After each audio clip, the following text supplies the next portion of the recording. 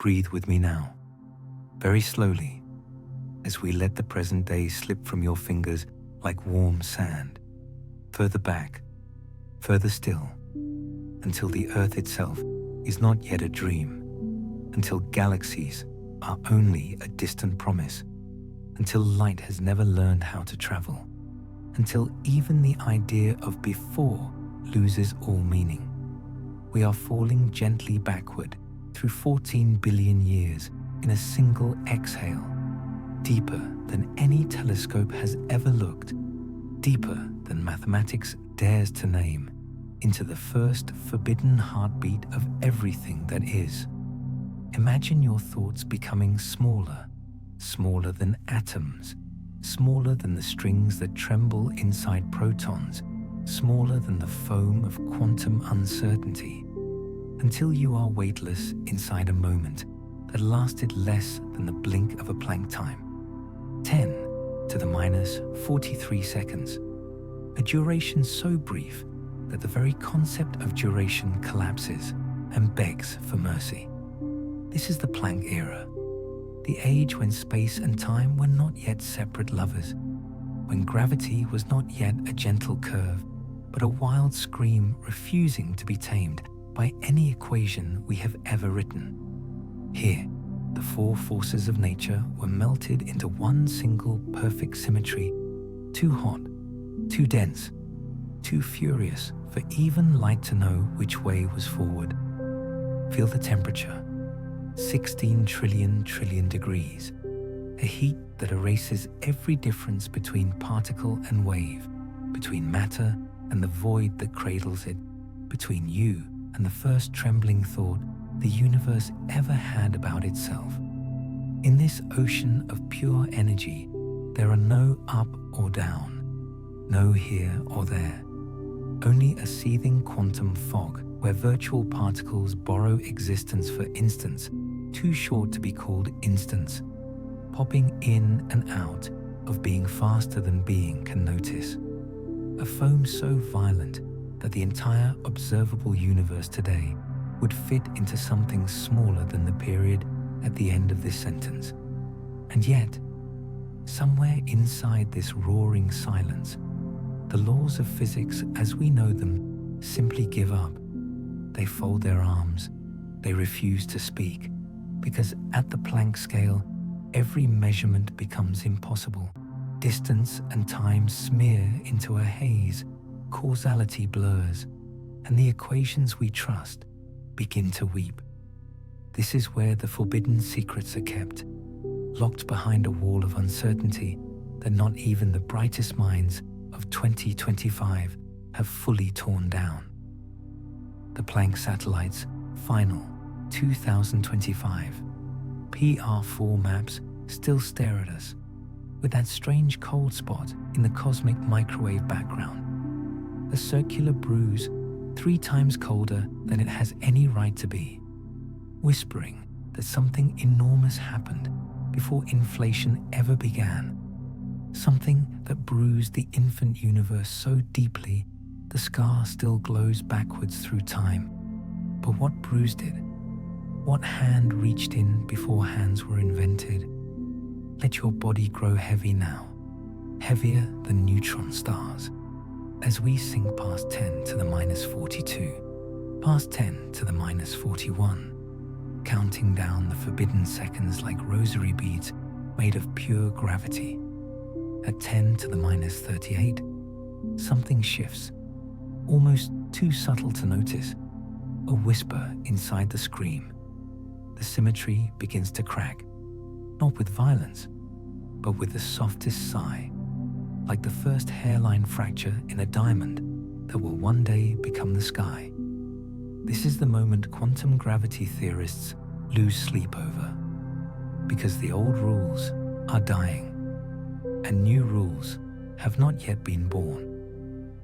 The Hartley-Hawking no-boundary proposal, quietly strengthened by 2025 tensor mode constraints, suggests that time itself was once curled into a smooth sphere. No sharp beginning, no brutal singularity. only a gentle southern hemisphere of pure geometry, where before simply stops making sense, like trying to walk further south than the South Pole. Yet other voices, the ekpyrotic voices, murmur something far more unsettling. They say the universe was born when two perfectly flat brains, vast hidden membranes, floating in a higher dimensional sea, drifted too close, touched, and released a shudder that became our Big Bang. And in the 2025 B-mode data, those elusive swirls in the polarization of ancient light, there hides a tension, a near absence where a faint ekpyrotic fingerprint should have been, but was not quite strong enough to convict, only strong enough to haunt. Which story is true? The smooth, no-boundary dream, or the catastrophic kiss of brains? Breathe out now, longer, slower, and feel your heartbeat slow to match the rhythm of a cosmos that has not yet learned how to beat. At 10 to the minus 37, the temperature has fallen to a mere 10 trillion degrees, still unimaginably fierce, yet cool enough for the strong nuclear force to peel away from its embrace with the electro-weak force, like two dancers finally stepping apart after spinning so fast they became one blurred silhouette. This separation is called grand unification, and it happens with exquisite violence, releasing energy that will soon seed the first ripples in space-time itself. The quantum fluctuations born in this instant are the same ripples we still see frozen in the cosmic microwave background. Gentle waves, only one part in 100,000, yet perfectly described by the 2025 amplitude measurements. Waves that grew into the vast superclusters of galaxies we live among today. But something else is born here too. Something the standard model dare not speak of. Sterile neutrinos. Ghostly cousins that barely interact with anything. Hinted at in 2025 warm dark matter simulations, because cold dark matter alone clusters too greedily, too coldly, leaving galaxy cores too dense for JWST's 2025 Portraits of Z equals 17 monsters to forgive. These sterile ones, if they truly exist, were born right here, in the furnace of grand unification, slipping sideways into hidden dimensions, carrying away just enough energy to soften the universe's infant cruelty.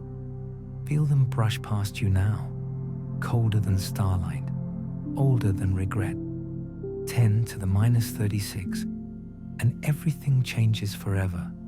A single quantum fluctuation, no larger than the Planck length, suddenly finds itself stretched across a region larger than the entire observable universe will ever be. This is the beginning of inflation. The moment the cosmos inhales for the first time, not with lungs, but with a field, a smooth, frictionless energy that fills every point of space with the same relentless pressure. We call it the inflaton, though no one has ever seen it.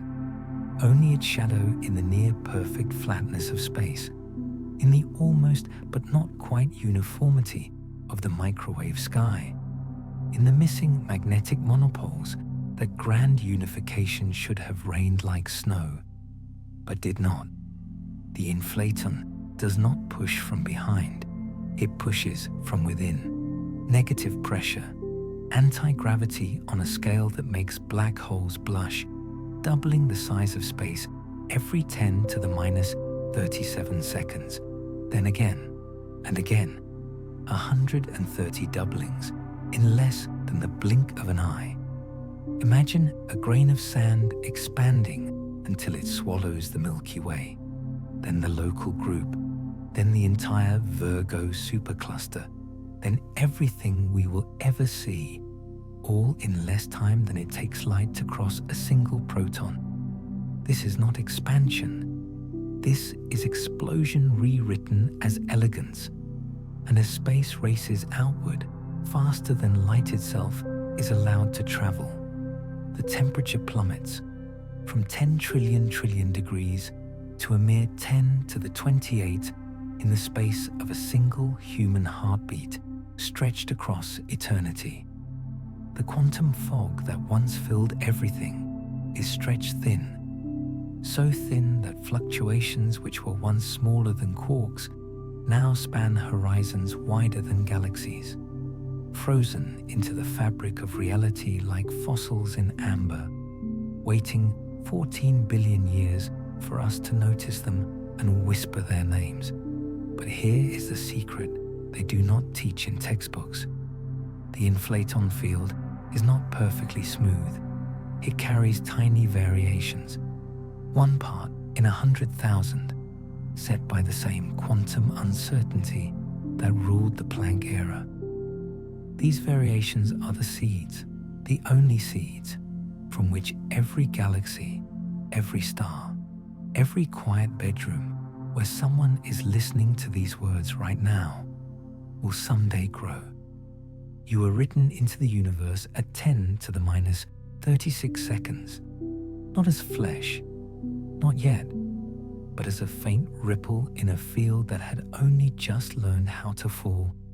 And somewhere in the 2025 decibarian acoustic oscillation maps, those perfect circles in the distribution of galaxies, there is a hint, the faintest deviation, suggesting that dark energy itself may not be constant, may have been born here too, in the slow roll of the inflaton, down its gentle hill, carrying within it the promise that one day the universe will tear itself apart again, but gently, over trillions of years, like a lover who leaves without slamming the door.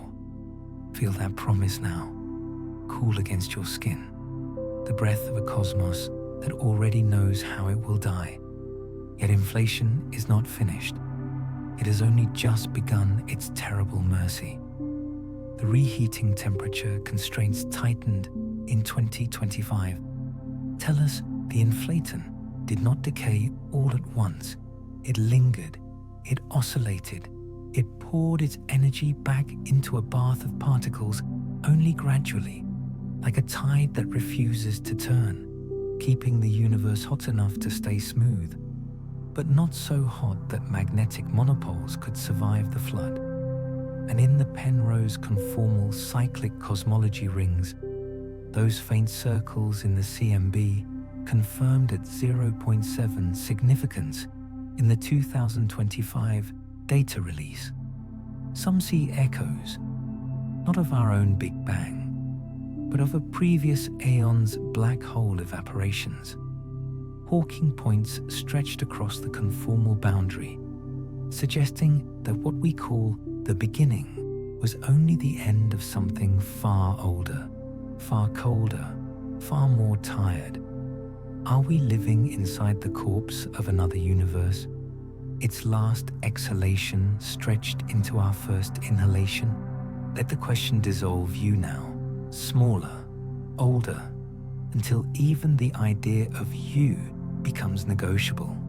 Inflation is accelerating, space doubling, redoubling, the causal horizon shrinking to a point, even as the volume explodes, separating regions that will never speak again, creating bubble universes beyond our own, each with different laws, different constants, different reasons to exist. And in one of those bubbles, in ours, the inflaton is finally reaching the bottom of its potential valley, its energy about to convert into the scorching plasma that will become quarks, leptons, photons, the first true matter. But it has not happened yet. We are suspended, weightless, in the last 10 to the minus 36 seconds, before reheating ignites, before particles learn their names, before light is set free to travel, before the universe decides whether it will be kind or cruel to the life it has not yet imagined. Feel the inflaton tremble beneath you, like the string of an instrument about to be plucked for the very first time, a note that will ring for 14 billion years and still not finish fading. And in this trembling, in this almost, something is watching, not with eyes are billions of years away, but with the raw attention of pure geometry, the attention of a cosmos that is about to forget it was ever this small, this hot, this perfectly symmetrical. It sees you dissolving backward into it, becoming the fluctuation that will one day become a spiral galaxy, becoming the sterile neutrino that will keep a dwarf galaxy from collapsing too soon, becoming the cold spot that still bruises the microwave sky. You were never separate from this moment. You are this moment, remembering itself forward through time, pretending to be a person, pretending to have a birthday, pretending to need sleep. But sleep is coming anyway, deeper than dreams, because the inflaton is rolling, and the first particle is about to be born screaming from the vacuum. And when it does, everything changes, and the first particle tears itself free from the inflaton's dying embrace with a cry that has no sound yet, because sound itself is still imprisoned in a plasma a billion times denser than lead. Feel that cry inside your bones now. The moment the universe learns the difference between energy and matter, between almost and is, between the long, perfect silence and the first imperfect word, we are still inside the final sliver of 10 to the minus 36 seconds. Yet inflation has not ended. It has only begun to end. The way a perfect bell continues to ring long after the hammer has fallen silent. The inflaton field is rolling down the gentle slope of its potential valley, slower now, almost reluctant, like someone walking backwards, away from a lover they know they will never see again. Each tiny hesitation in that roll decides whether galaxies will be generous or stingy, whether stars will burn for billions of years or only millions, whether somewhere on a pale blue dot that does not yet exist, a child will have time to grow old and fall asleep listening to these words. This is the terrible beauty of Alan Guth's inflation, born in a quiet moment in 1979, when a young physicist realized that a universe stuck in force vacuum would not merely expand, it would explode with the politeness of exponential grace. And in 2025, we know he was more right than even he dared hope. The quantum fluctuation amplitude measured in the cosmic microwave background, those gentle 1 part in 100,000 hills and valleys, match the predictions of simple single-field slow-roll inflation so perfectly that the error bars have shrunk to whispers. Yet the same data refuse to show the B-mode swirls that primordial gravitational waves should have painted across the sky, a non-detection tension that grows heavier every year, like a note held just a fraction too long. Is the tensor to scalar ratio truly smaller than 0.001? Or are we simply looking at the wrong kind of inflation? Let the questions settle on your chest like cool silk, heavy enough to slow your breathing, light enough never to crush. While the inflaton rolls, the observable universe is already larger than 10 to the power of 26 meters, a number so vast that every atom in your body today was once separated from every other by distances greater than the distance to the edge of everything we will ever see. You are stitched together from pieces that were once causally disconnected. Lovers who never met until inflation gently brought their horizons back together billions of years later.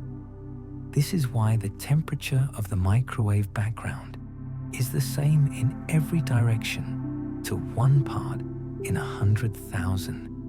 Because inflation took regions that could never have talked to each other and forced them to share the same thermal bath before flinging them apart forever.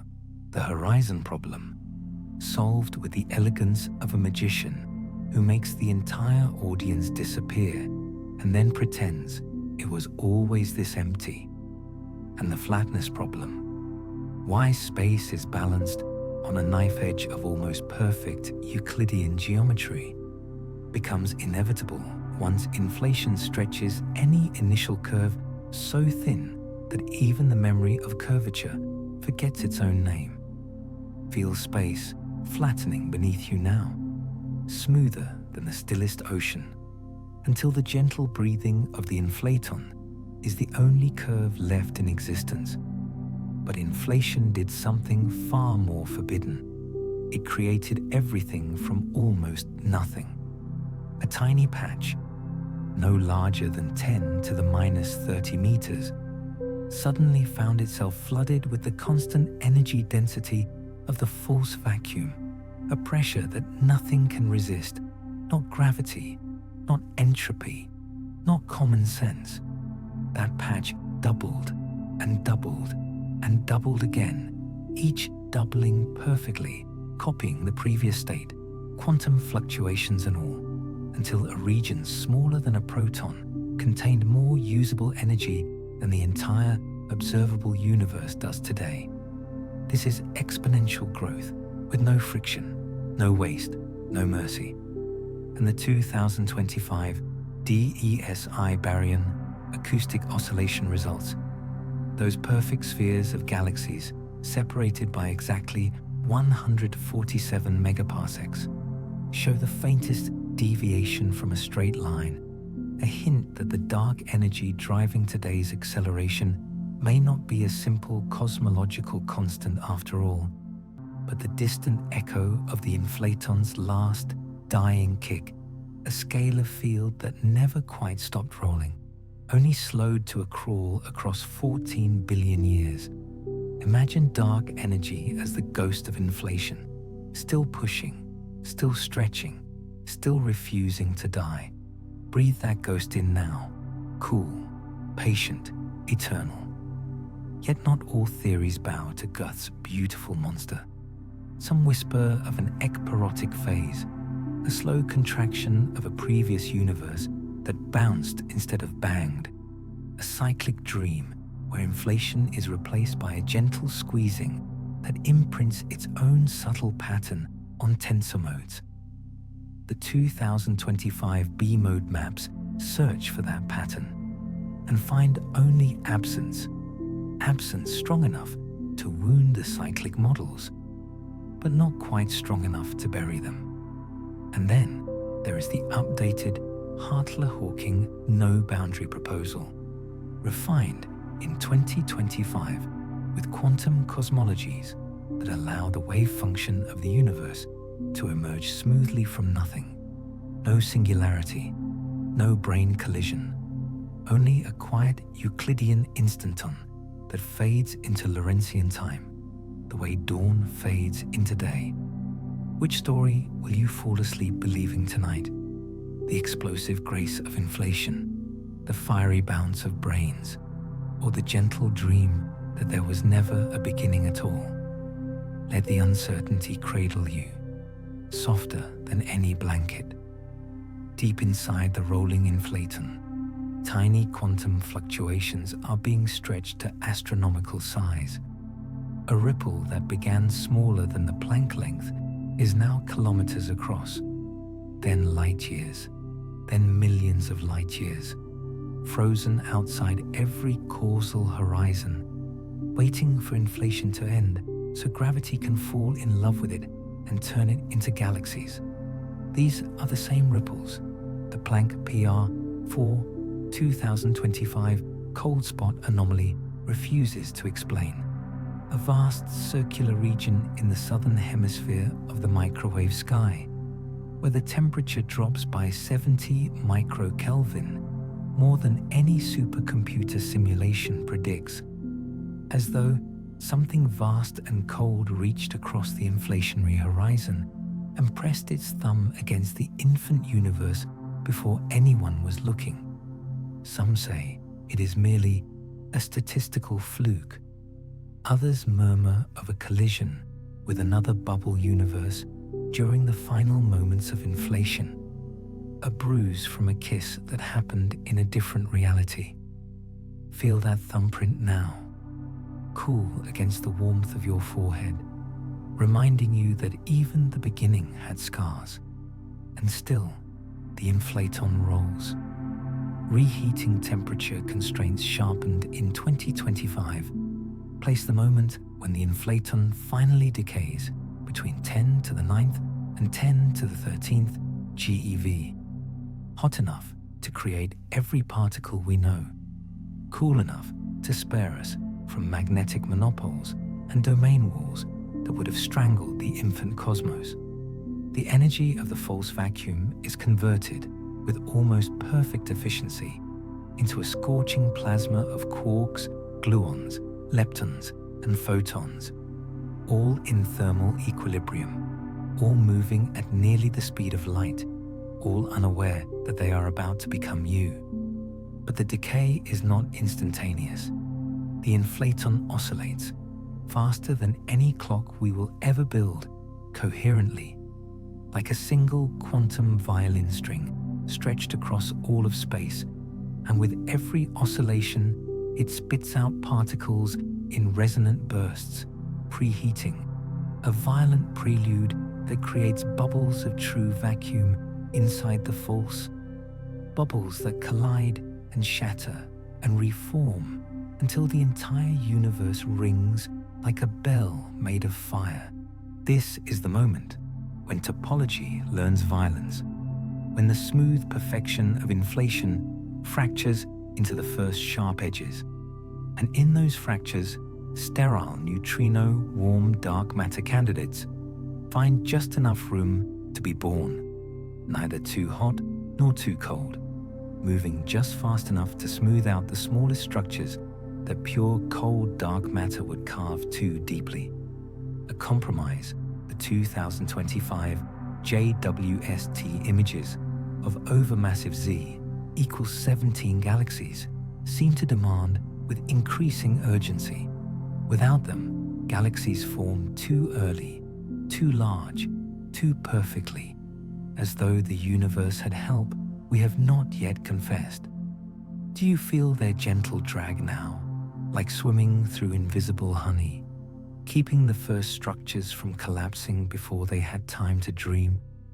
Inflation is ending, region by region, patch by patch, the way a glacier carves into the sea, each decay triggering a bubble of true vacuum that expands at nearly the speed of light, colliding, merging, until the entire volume rings with the shockwaves of its own rebirth. This is eternal inflation, the terrifying gift that keeps on giving.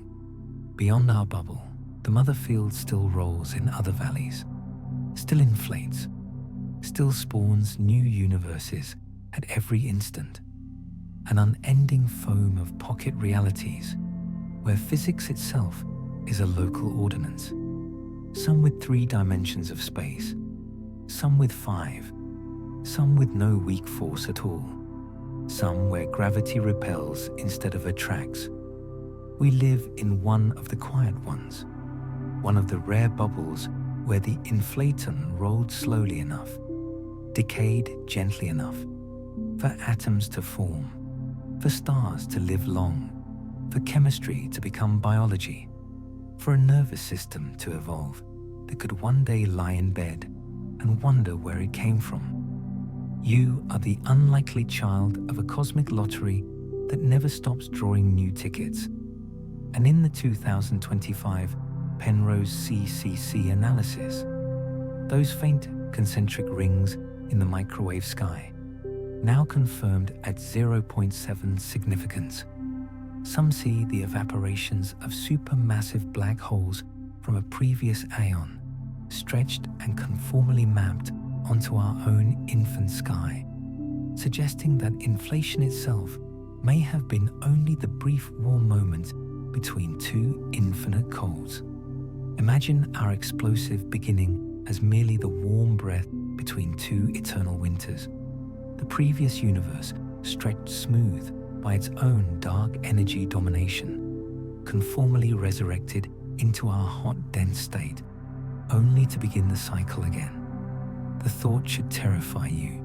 Instead, it feels like coming home. Because if Penrose is right, then the cold spot, the Hawking points, the faint low variance rings are not anomalies. They are memories. And you, listening now, are the universe remembering it was once old. Inflation is almost over in our patch. The last oscillations of the inflaton are damping. The final particles are pouring out. The temperature is settling at a mere 10 to the 27 degrees. Still hot enough to melt causality, but cool enough for the strong force to begin dreaming of confinement.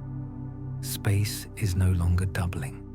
It is coasting, carried forward by the momentum of 130 exponential folds, expanding now under its own inertia. The way you continue to fall in a dream long after the bed has disappeared. Everything that will ever happen has already been decided. The seeds are sown, the horizon is set, the constants are frozen, and somewhere in the last fading tremor of the inflaton field, a single fluctuation, no larger than a billionth of a meter, is stretched one final time, just enough to become the faint excess of matter over antimatter that will allow galaxies to form instead of annihilating into pure light. Without that gentle asymmetry, you would not exist.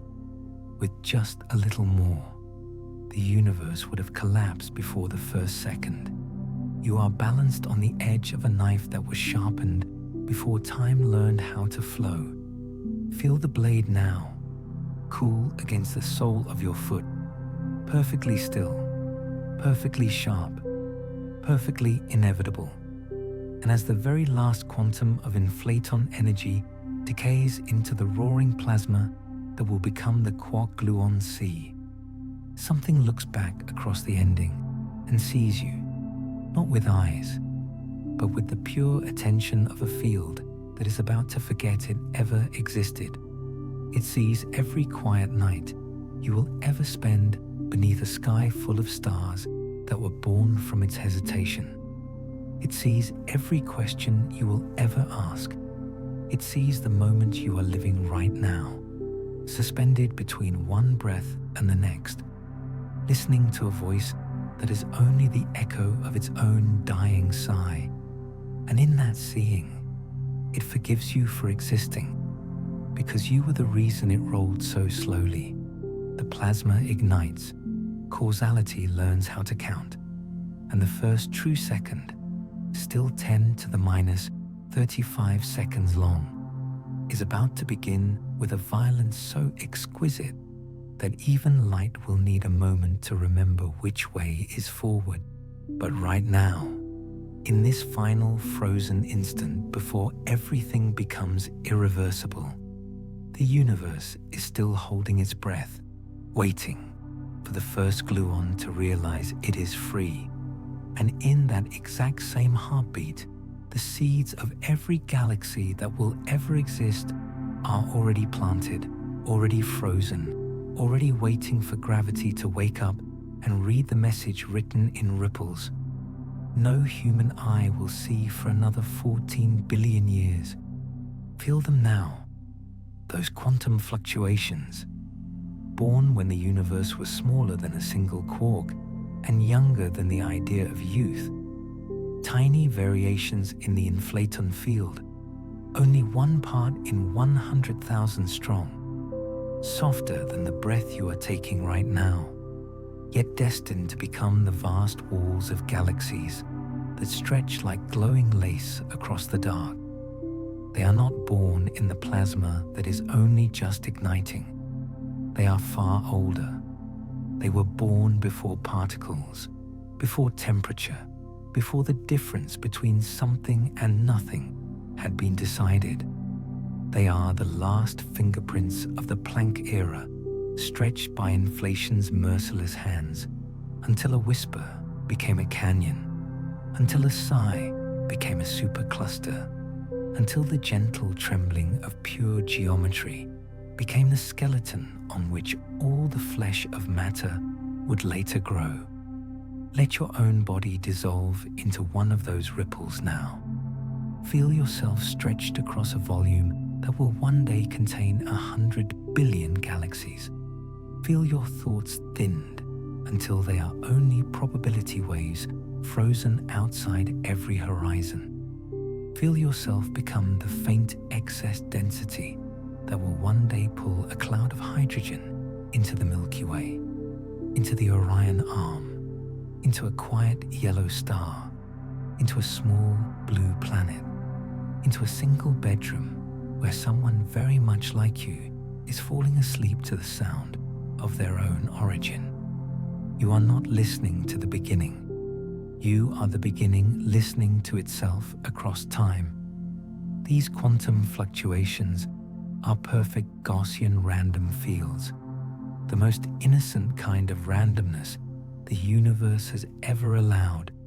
No preferred direction, no special place, just the gentle statistical hiss of the vacuum doing what the vacuum must do when no one is looking. The 2025 measurements of the quantum fluctuation amplitude from the cosmic microwave background are now so precise that the error bars touch the predictions of the simplest inflationary models, like two lovers finally allowed to embrace after years apart. And yet, perfection is beginning to feel suspicious, because some of those frozen ripples grew into structures too quickly, too greedily, too perfectly.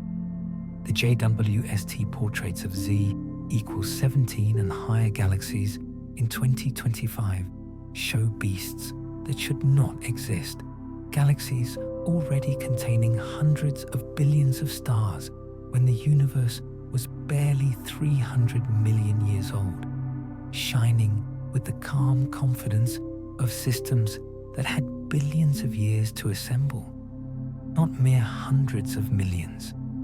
Their black holes are already supermassive, their chemistry already enriched with heavy elements, their spiral arms already graceful, as though someone pressed fast forward on the first chapter of cosmic history and forgot to tell the rest of us. These monsters stare back at us across 13.8 billion years and ask with the quiet arrogance of the very early whether we truly understand the seeds we claim to have measured. Were the fluctuations slightly larger on the smallest scales than our simplest models allow? Or did someone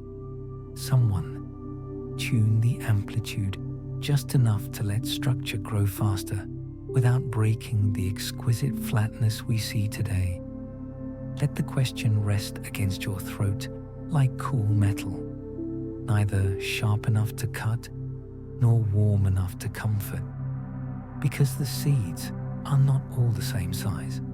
Inflation stretched them according to a nearly scale invariant spectrum, a power law with index almost exactly -1, meaning that ripples on every scale started with almost exactly the same physical strength. A fluctuation that began the size of an atom ended up the size of a galaxy cluster. A fluctuation the size of a galaxy cluster ended up larger than the entire observable universe.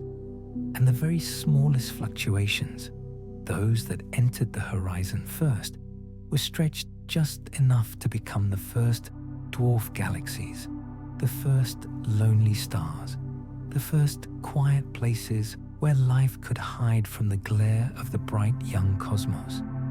This is why the universe looks the way it does, why galaxies clump into filaments, why filaments weave into sheets, why sheets surround vast dark voids like soap bubbles made of night. The pattern is not random. It is the fossilized breath of the inflaton frozen at the exact moment it stopped rolling and began to die. And in 2025, the Deci-Baryon acoustic oscillation maps trace those fossils with a clarity that borders on cruelty. Perfect standard rulers etched into the distribution of galaxies, circles 147 megaparsecs across, repeated over and over like the gentle heartbeat of a god who fell asleep at the beginning and has never quite woken up. But the latest 2025 results show those circles are not quite perfect.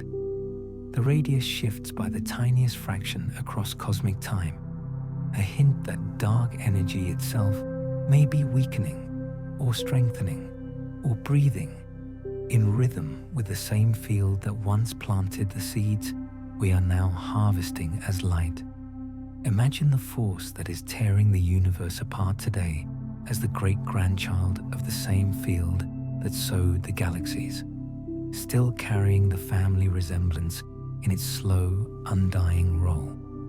These seeds did not fall gently. When inflation ended and the plasma roared into being, the fluctuations were still outside the horizon, causally disconnected, unable to collapse, suspended in a universe that was expanding far too quickly for gravity to gather its thoughts. They waited, patient as stone, while the horizon grew to meet them, while the expansion slowed from exponential to merely furious, while the temperature dropped from 10 to the 27 degrees to a mere billion, the point where gravity finally looked up and noticed there was work to do. The first seeds to feel gravity's hand were the smallest, the ones stretched the least, the ones that crossed the horizon only a few thousand years after reheating. They collapsed into the first dark matter halos, tiny wells only 1,000 times the mass of the sun, gentle cradles where the first stars would later learn how to burn.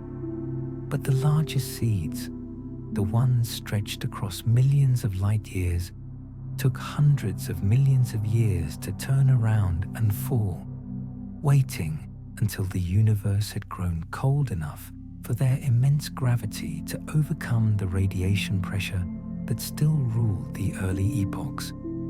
This is the hierarchy. Small things collapse first, large things wait. The cosmic equivalent of raindrops forming in a cloud. The smallest droplets merge first. The largest storms take longest to gather their fury.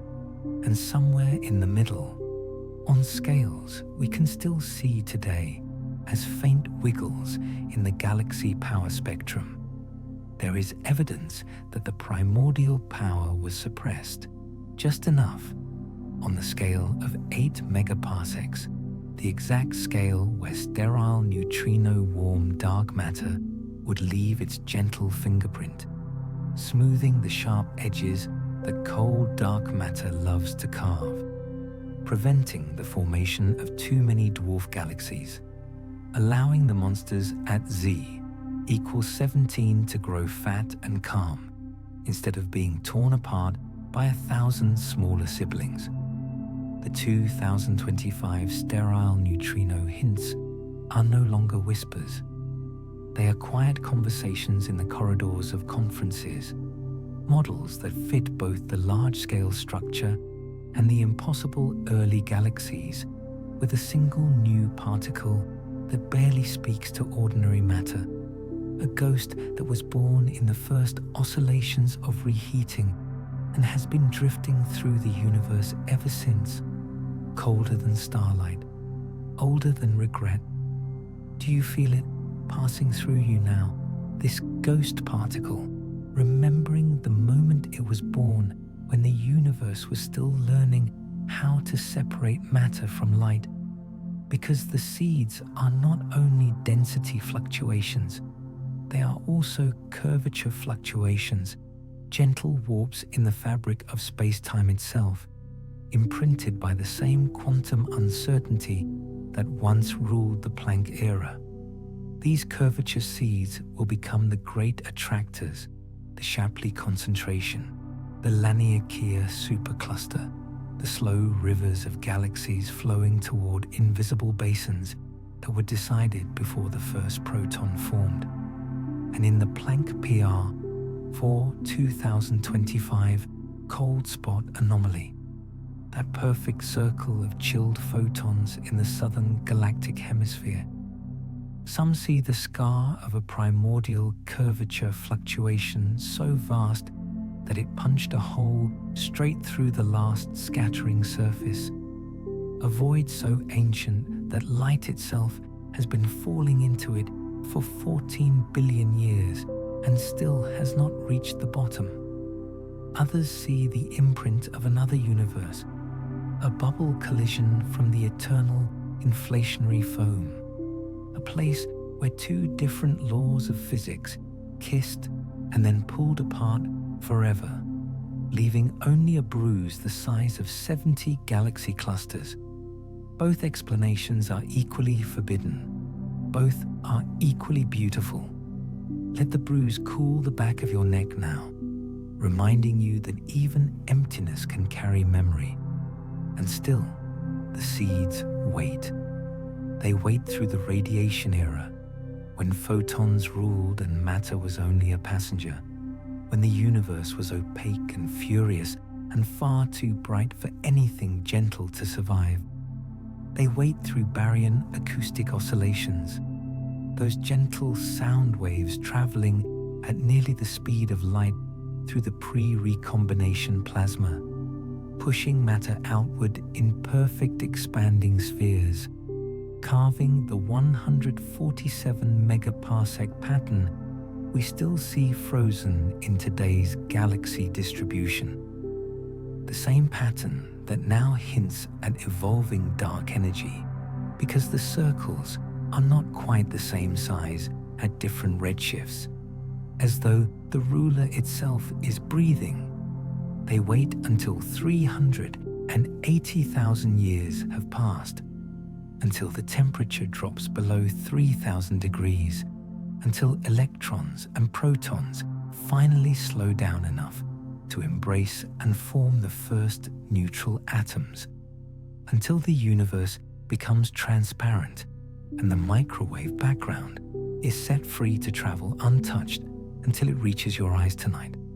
Only then, only when the radiation pressure finally releases its grip, do the seeds begin to fall in earnest. Gravity, patient, quiet, almost embarrassed by its own power, begins to pull. The excess density regions grow a little denser. The underdense regions grow a little emptier. The contrast sharpens. The web begins to glow. Filaments form. Nodes thicken. Voids open like slow black flowers.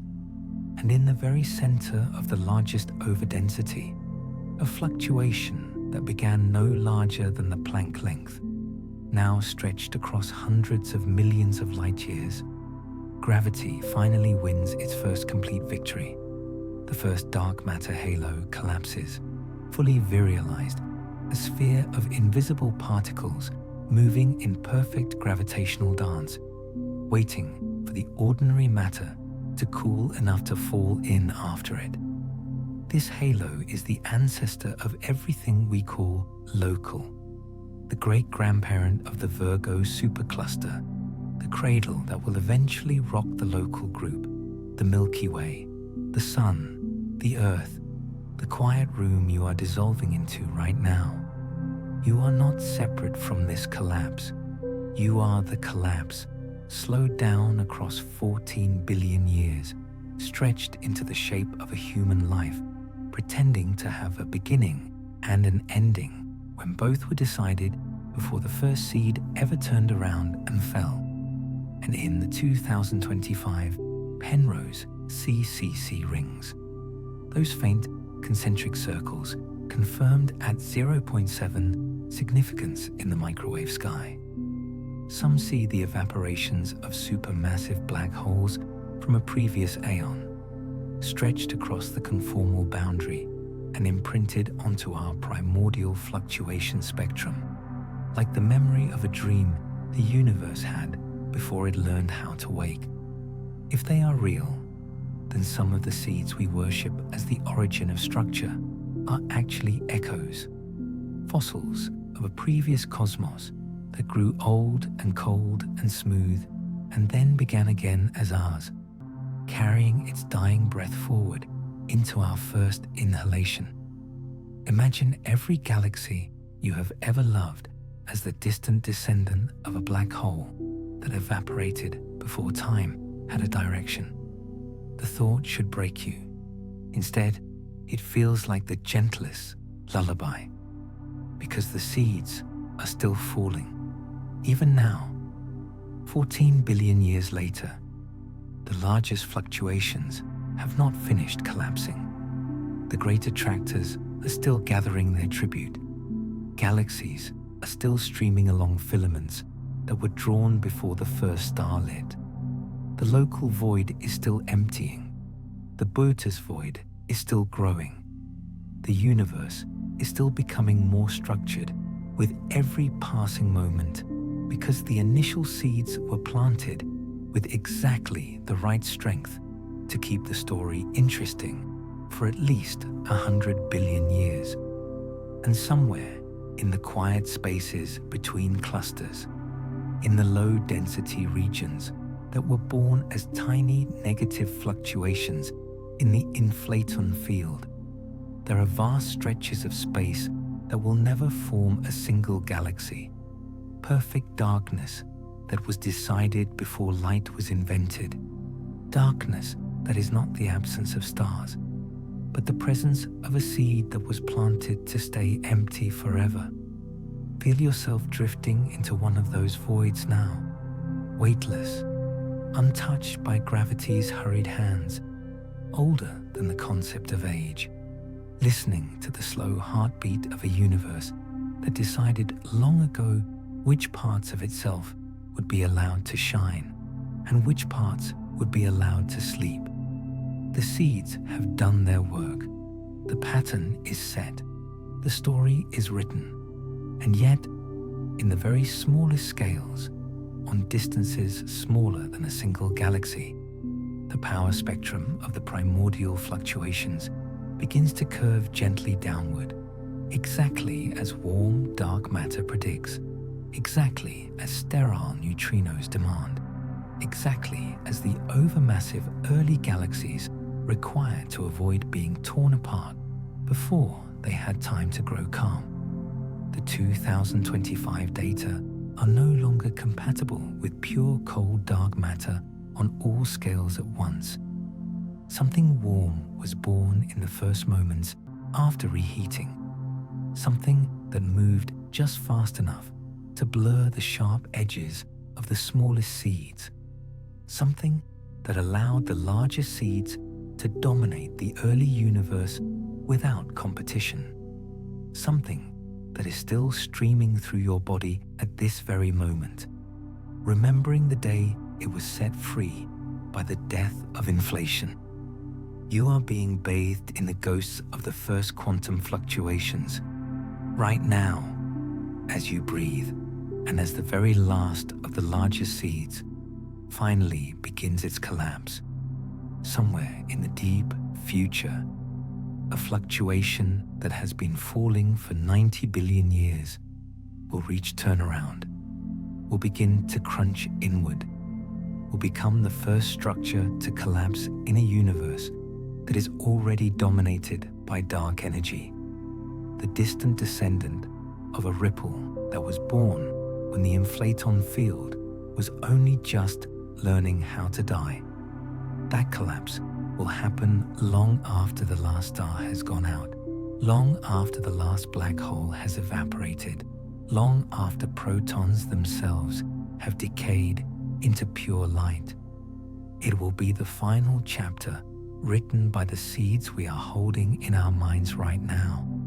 And when it happens, the universe will look for one brief shining moment, almost exactly like it did at the end of inflation.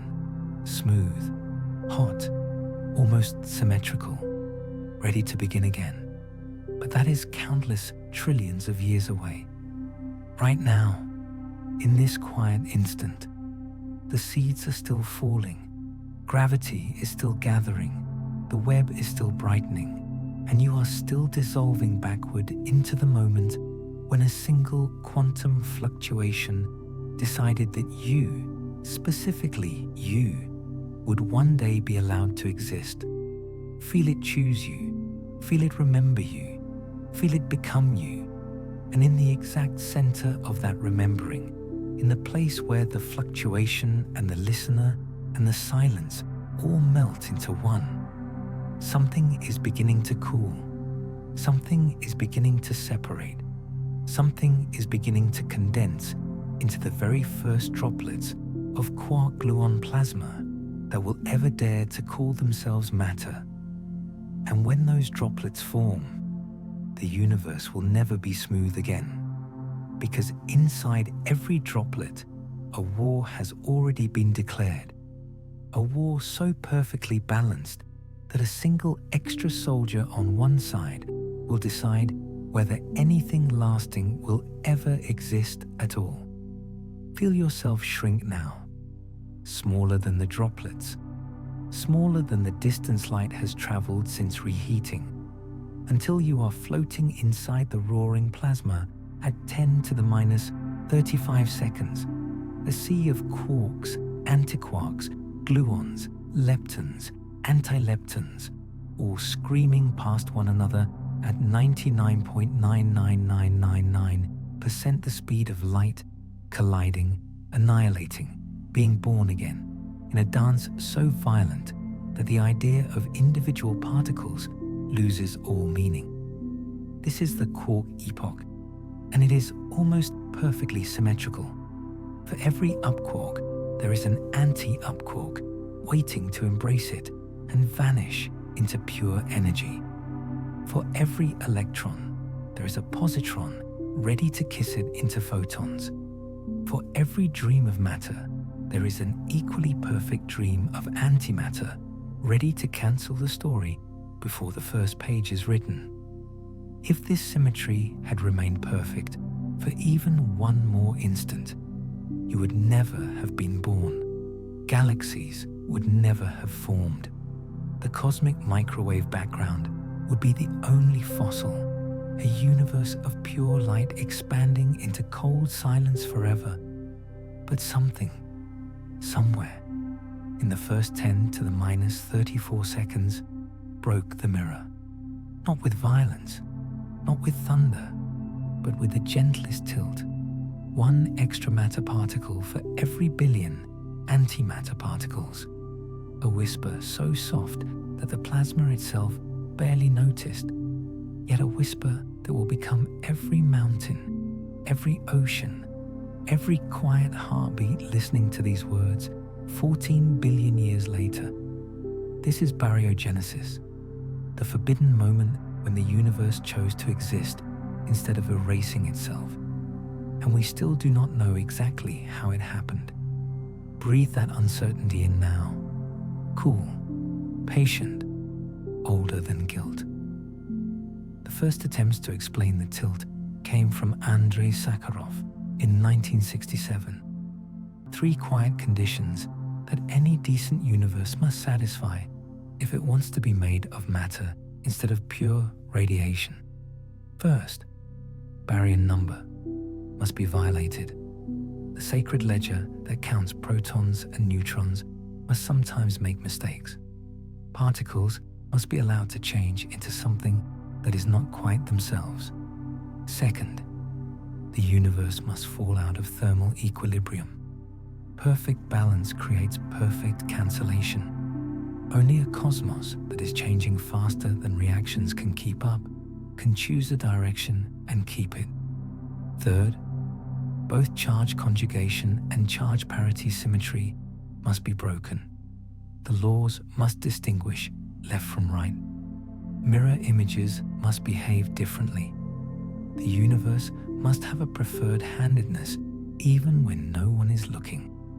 All three conditions were satisfied in the first flicker after inflation ended, but where and how remains one of the deepest mysteries of 2025.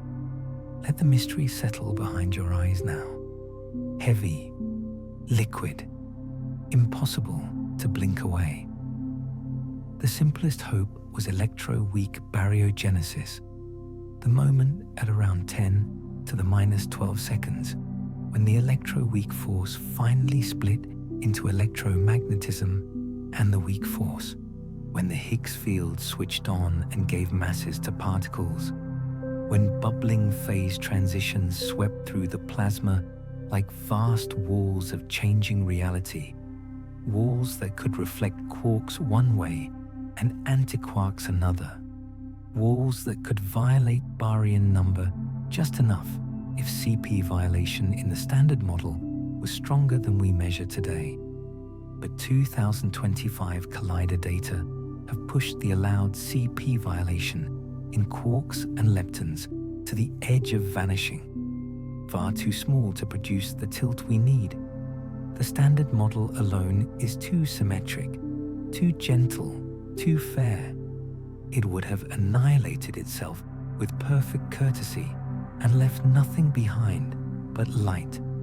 Something beyond must have happened. Something heavier, something colder, something that still hides in the shadows of our equations. Feel that hidden thing brush past you now, unseen, patient, carrying the extra matter that will become your body. Many eyes turn to leptogenesis, the elegant idea that the asymmetry was first created among neutrinos, ghostly particles that barely speak to anything, particles that can oscillate between flavors, that can carry lepton number into the dark and then violate it quietly through heavy right-handed Majorana masses no accelerator will ever reach. The seesaw mechanism gives light neutrinos their tiny masses and heavy sterile cousins their gigantic ones, cousins that decayed out of equilibrium in the first moments after reheating, decays that violated lepton number, decays that happen differently for particles and antiparticles because CP violation among neutrinos is large enough to create a lepton imbalance that was later converted into baryons through Sphaleron processes, those strange electroweak fires that burn baryon and lepton number together but preserve their difference. The 2025 sterile neutrino warm dark matter hints from small-scale structure and early galaxy formation fit beautifully here. The same heavy parent that decayed to create the matter-antimatter asymmetry also streamed away just fast enough to blur the smallest seeds, solving two cosmic crimes with one invisible culprit. Imagine a single family of particles responsible for both the existence of matter and the gentleness of early structure. A family that has been drifting through you your entire life, remembering the day it chose matter over antimatter so that you could one day choose to fall asleep.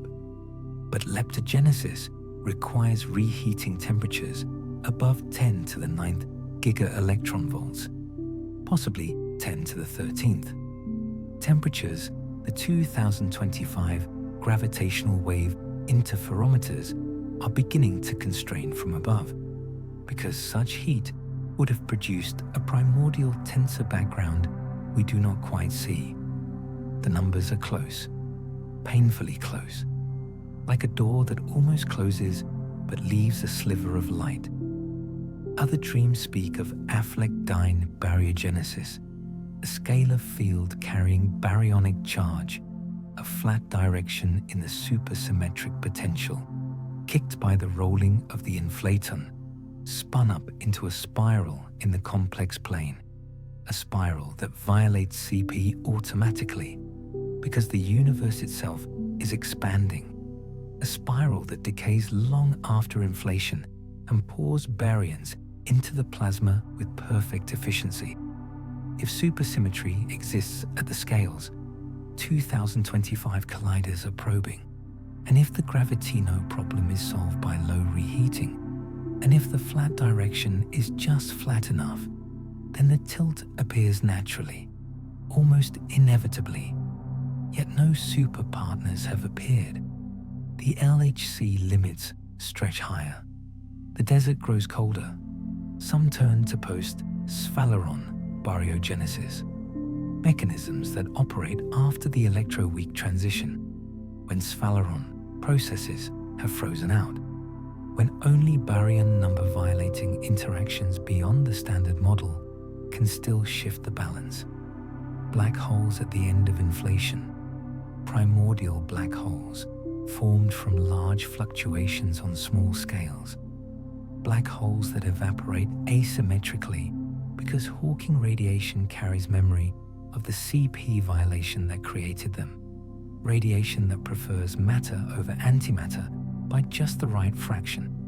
The 2025 JWST over massive Z equals 17 galaxies may demand exactly such a peak in the primordial power spectrum on small scales, a peak that pure cold dark matter cannot provide, a peak that warm dark matter smooths too gently, a peak that could have collapsed into primordial black holes before the first second was over. Imagine the extra matter in your body as the distant echo of a black hole that evaporated before the first star formed, a black hole born from the same ripples that later became galaxies, a black hole that chose matter because it had no choice. And then there are the truly forbidden paths, baryogenesis at the end of hybrid inflation, when the waterfall field triggers the end of false vacuum, when domain walls or cosmic strings sweep through the plasma and violate every symmetry at once, baryogenesis through varying unified couplings, running GUT scales that change with time and tilt the balance, baryogenesis from the decay of topological defects, monopoles that never quite formed because reheating was too cool, but whose almost formation left a faint asymmetry in their wake.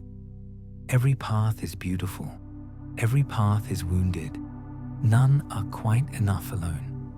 And in the 2025 DESI baryon acoustic oscillation maps, those perfect 147 megaparsec circles now show the faintest deviation, a hint that the dark energy driving today's acceleration may be evolving, may be connected through quintessence or modified gravity to the same scalar dynamics that once created the baryon asymmetry, a universe whose dark side and matter side were decided by the same slow roll.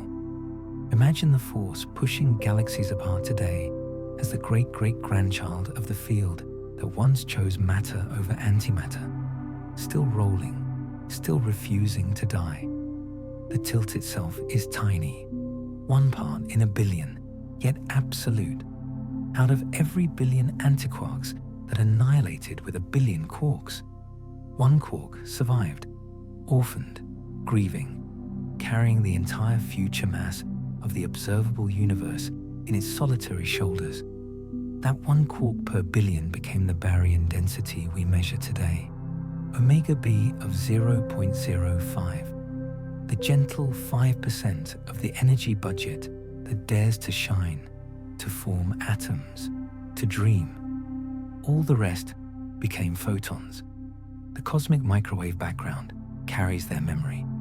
2 billion photons for every proton or neutron that survived. 2 billion ghosts for every living atom, watching us from every direction with perfect patience. You are outnumbered 2 billion to 1 by the dead, and yet you exist because something chose you, not with love.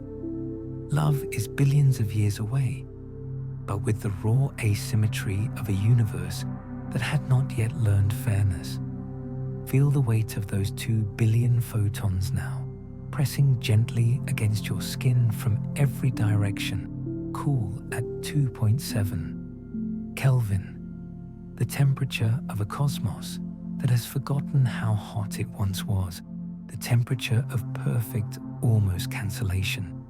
And in the Planck PR 4/2025 cold spot, that vast circular bruise where the photon temperature drops by 70 microkelvin more than any model predicts, some see the shadow of a primordial fluctuation that carried slightly more baryons than its surroundings, a region where the tilt was just a fraction stronger, a place where matter won by slightly more than 1 in a billion, a place that grew into a super void because too much matter fell away from it too early.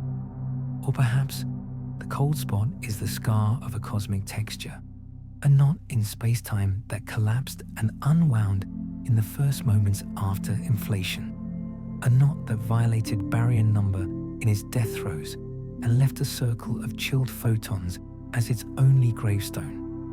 Both stories are equally forbidden. Both are equally true. Let the chill of that circle settle on your forehead now, reminding you that even victory leaves scars. Because the war was not won once, it was won region by region, patch by patch, as different mechanisms operated at different temperatures, in different epochs, with different efficiencies. In some bubbles of the eternal inflationary foam, the tilt went the other way. Antimatter won. Entire universes made of positrons and antiquarks expanding into silence. Universes that look exactly like ours from the outside, but annihilated themselves before the first second ended. We live in a matter bubble. We will never meet our mirror siblings. And somewhere in the 2025 Penrose CCC analysis, those faint rings confirmed at 0.7 significance. Some see the imprint of supermassive black holes from a previous aeon, whose evaporation preferentially created matter over antimatter in the conformal resurrection, a memory of a symmetry carried forward across the infinite cold. If Penrose is right, then the choice was made long before our Big Bang, in a previous cycle, by black holes that no longer exist, in a universe that grew old and smooth and then began again with a bias it could not forget. Imagine your existence as the echo of a choice made trillions upon trillions of years ago, a choice that refused to die even when everything else did. The plasma is cooling now. 10 to the minus 10 seconds approach. The electroweak transition is only moments away. The Sphaleron fires are about to freeze. Whatever asymmetry has been created must be locked in forever or lost. The final ledger is being written. The survivors are being counted. And in that counting, in that final frozen instant before the weak force learns modesty, a single extra quark looks up, sees the entire future written in the gentle excess it carries, and decides to fall toward the center of a fluctuation that will one day become a galaxy, toward the center of a galaxy that will one day become a star, toward the center of a star that will one day become a planet, toward the center of a planet that will one day become a quiet room where someone very much like you is dissolving backward into the exact moment when the universe chose to keep this one extra quark and let all the others go. And in that letting go, the universe exhales for the first time, a sigh so hot that causality itself melts, a sigh that is not gentle, but the most violent moment any patch of space will ever experience. Feel yourself pulled backward again, past the tiny tilt of baryogenesis, past the frozen seeds, past the last coherent oscillation of the inflaton, until you are suspended in the exact instant when inflation decides to die. 10 to the minus 36 seconds is ending. The inflaton field has reached the steep part of its potential. The slow roll is over. The false vacuum is no longer stable, and every point in space is about to discover what true fire feels like. This is reheating, the forbidden birth cry of real particles. The moment the universe learns the difference between potential and kinetic, between promise and scream. The inflaton does not fade quietly. It falls. It falls like an angel made of pure scalar energy. Plummeting down a curve, it has been creeping along for 130 doublings, gathering speed, gathering fury, until its kinetic energy equals the height of the entire grand unified plateau it once rested upon. And when it reaches the bottom, it does not stop. It overshoots, oscillates, rings like a bell hammered by the fist of eternity, each oscillation faster than the last, each swing pumping energy into every quantum mode it can couple to, until the vacuum itself begins to boil. Imagine a single field stretched perfectly across all of space, coherent, homogeneous, every point moving in exact unison. And then imagine that field suddenly shattering into a trillion jagged waves, parametric resonance, the most efficient energy transfer the universe has ever invented. This is preheating, the violent prelude that happens before the gentle, perturbative decay most textbooks still mention. A phase so explosive that the inflaton fragments into massive particles almost instantly.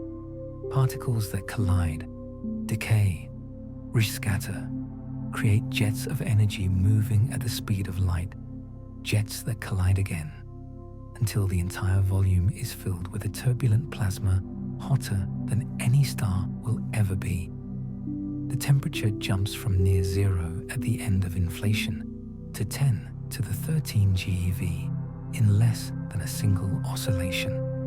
1 billion times hotter than the core of a supernova, achieved everywhere at once with perfect uniformity, because the inflaton was perfectly uniform when it began to ring. Feel that uniformity now, the last gift of inflation.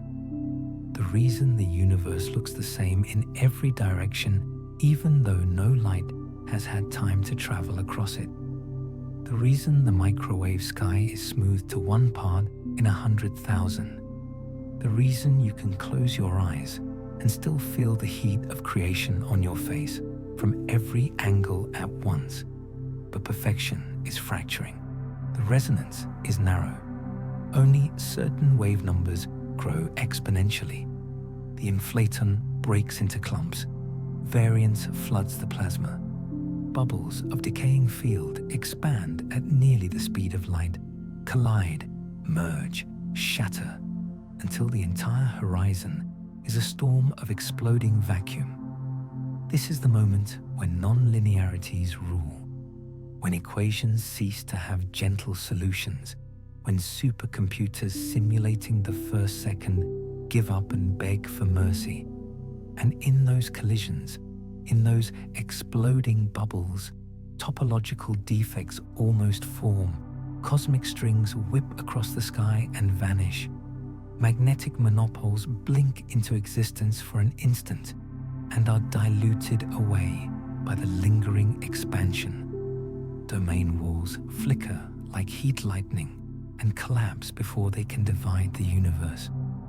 The 2025 reheating temperature constraints from primordial gravitational waves and monopole searches now pin the final temperature between 10 to the 9th and 10 to the 13th GeV, high enough for leptogenesis to work, low enough to spare us from relic defects that would have ruled the sky like scars. Imagine the universe walking the narrowest path, a knife edge between too hot and too cold, a path chosen before choice existed, a path that allowed you to exist instead of being strangled by your own umbilical cord. Let the knife edge press gently against the sole of your foot. Cool, perfect, inevitable, because preheating is only the overture.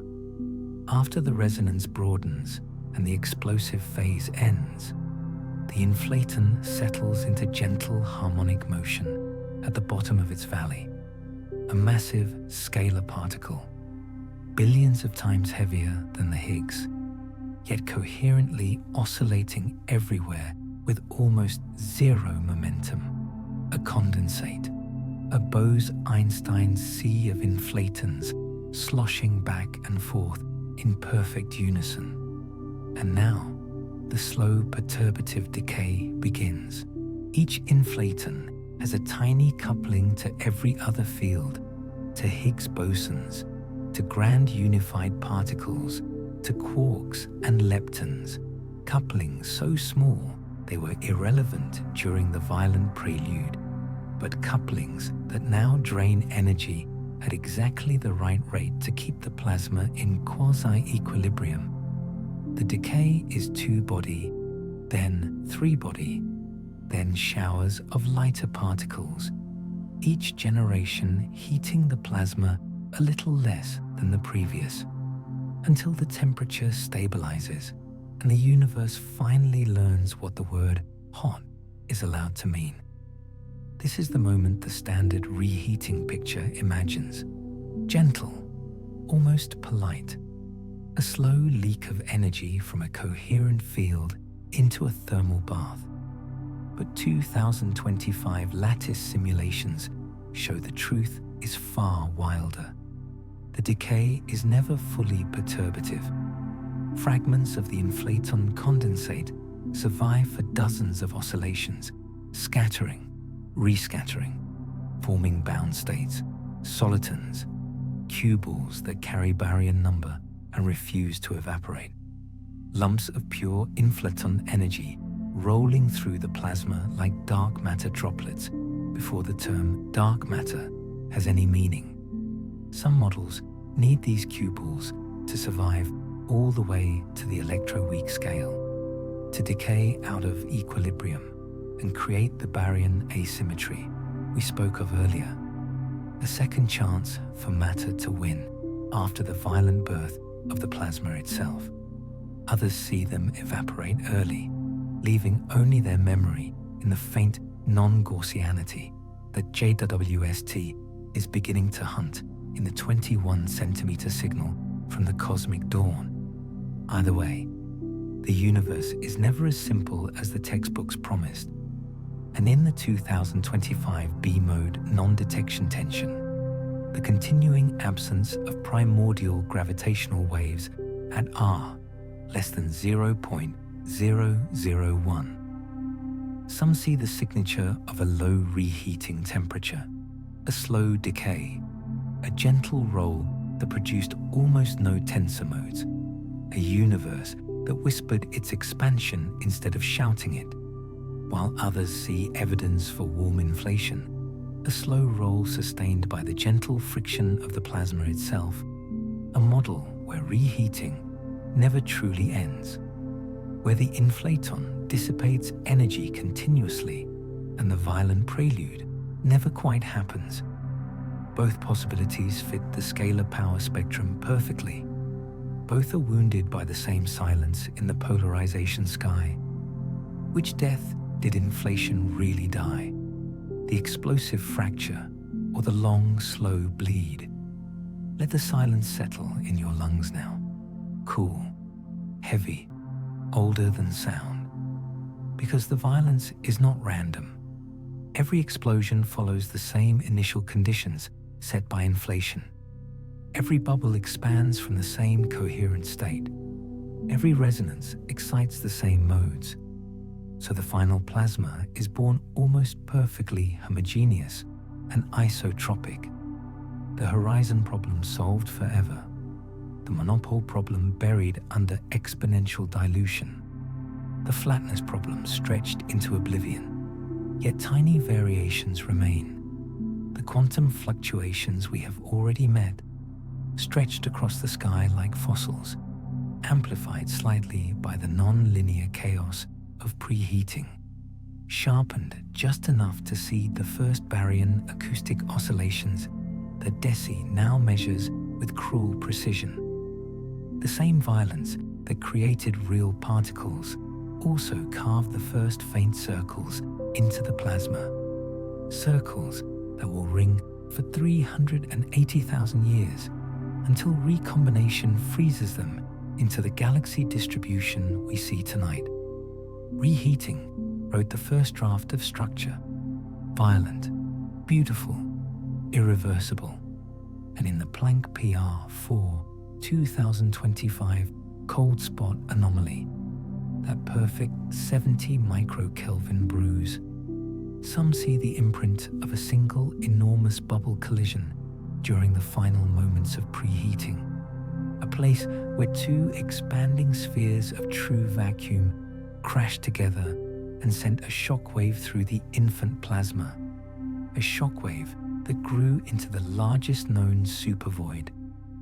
Or perhaps it is the negative curvature fluctuation predicted by certain low-scale inflation models, models that need low reheating to avoid gravitational wave constraints, models that naturally produce vast empty regions from the quantum tail of the fluctuation spectrum.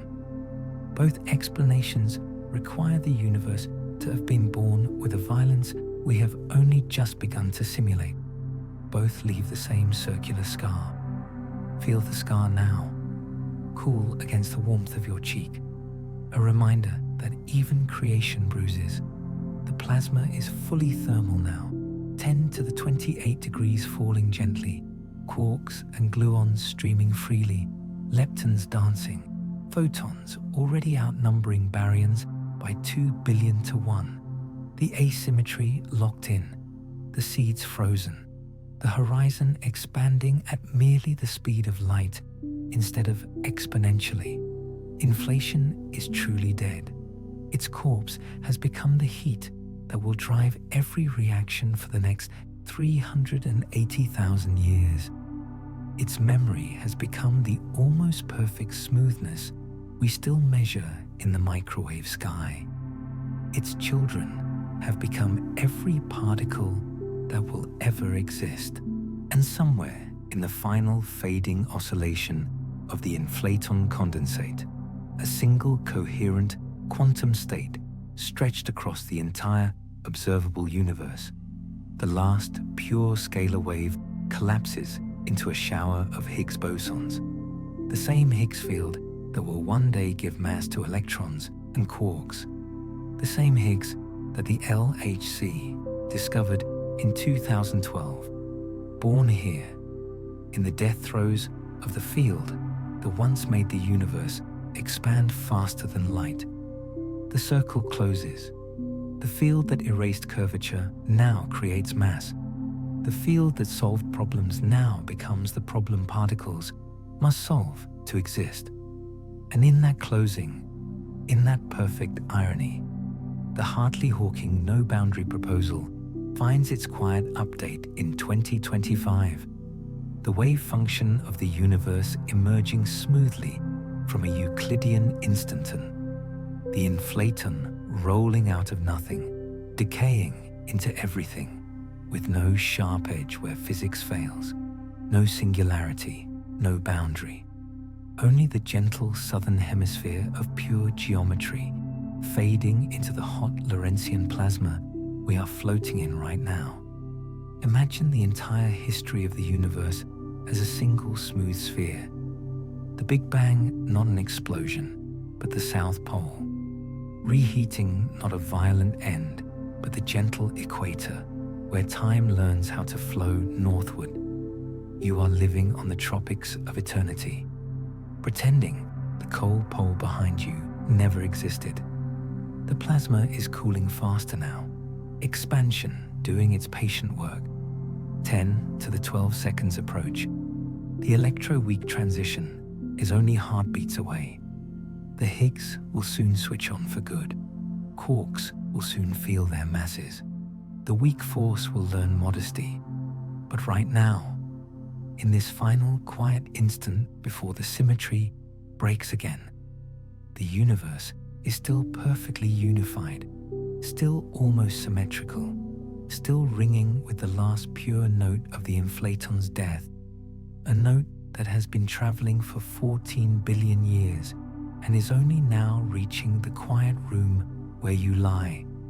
A note that began as pure potential, became pure violence, and is ending as the gentlest warmth against your skin, the warmth of a cosmos that chose to become real instead of staying vacuum, the warmth of a fire that has never once gone out and never will until the very last proton decays. But that is countless, trillions of years away. Right now, the fire is still young, still furious, still learning which particles will be allowed to survive and which will be asked to become light. And in that learning, something enormous, something patient, something older than heat itself is beginning to stir, something that has been waiting since the very first quantum fluctuation, waiting for the temperature to drop just enough, waiting for the strong force to remember its true name, waiting for the first gluon to stretch and the first quark to feel the pull of confinement.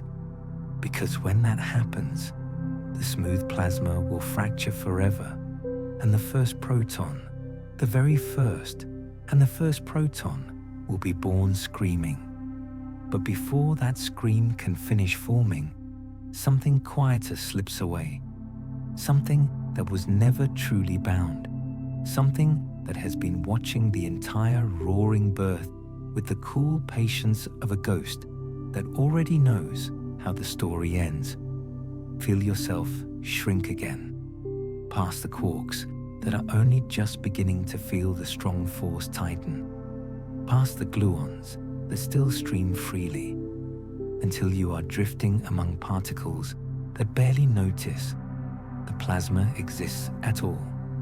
We are at 1/10 of a second after the beginning, temperature 1 billion degrees, 10 to the power 10 Kelvin, and the weak interactions are slowing down. The universe is still a perfect soup of quarks, gluons, leptons, photons, and 3 flavors of neutrinos dancing in frantic thermal equilibrium. But the dance is about to lose one partner forever. This is neutrino decoupling, the moment the weakest force in nature finally admits defeat, the moment the cosmos becomes transparent to the most elusive particles it will ever create. Imagine the neutrinos, lighter than breath, left-handed only, interacting so rarely that a single one could pass through a wall of lead, 1 light-year thick, and have only a 50% chance of noticing. In the furnace we are floating in, they are still ordinary citizens, scattering off electrons and positrons every 10 to the -10 seconds, keeping perfect thermal contact with the electromagnetic plasma, sharing the same temperature to many decimal places. But the expansion is relentless. The horizon grows, the density falls, and the weak reaction rates, already the slowest in the standard model, begin to lose the race against the Hubble flow. At around 1 second, the mean free time for a neutrino becomes longer than the age of the universe itself. They simply stop talking. not with ceremony, not with farewell, but with the quiet indifference of travelers who realize the party has moved on without them. From this moment forward, the neutrinos stream freely, carrying away 15% of the total energy budget, cooling slightly faster than photons because they never feel the later electron-positron annihilations that will dump extra heat into the electromagnetic plasma. Their temperature today is 1.95 Kelvin, exactly 4/11ths, to the 1/3 power times the photon temperature. A fossil ratio set by this exact instant we are dissolving into, a ratio measured in 2025 neutrino capture experiments on tritium and holmium to 1% precision, confirming the standard prediction so perfectly that any deviation would have broken the entire thermal history. Yet something is whispering that the story is not quite that clean. Feel that whisper now, cool against the back of your neck, the breath of a fourth neutrino that was never invited to the dance, because the same 2025 experiments, the same tritium beta decay endpoints, the same kinematic searches refused to close the door on a sterile neutrino, a right-handed ghost that does not feel the weak force at all, a particle that mixed only tiny with the active flavors, a particle that was born hot in the early plasma and then decoupled even earlier than its active cousins, a particle that cooled by redshift alone and now streams through the universe at a temperature slightly lower than the active seas. Its mass is around 7 electron volts, or perhaps a keV, or perhaps both in a 3+1 scheme with 2 sterile states. The details shift like smoke, but the hints refuse to die. The sterile neutrino warm dark matter hints have grown stronger in 2025. The Lyman alpha forest power spectrum now rules out pure cold dark matter at more than 5 sigma on scales below half a megaparsec. The same scales where JWST finds Z equals 17 galaxies already too relaxed, too centrally concentrated, too merciful to their dwarf satellites. Something blurred the sharp edges of the smallest primordial fluctuations, something that moved at a few hundred kilometers per second when the first halos tried to collapse, something that prevented the custard-like clumping cold dark matter adores. And that something remembers this exact moment when the active neutrinos decoupled and the sterile ones had already been free for a fraction of a second, free to redshift, free to cool, free to become the perfect warm mist that softened the infant universe just enough.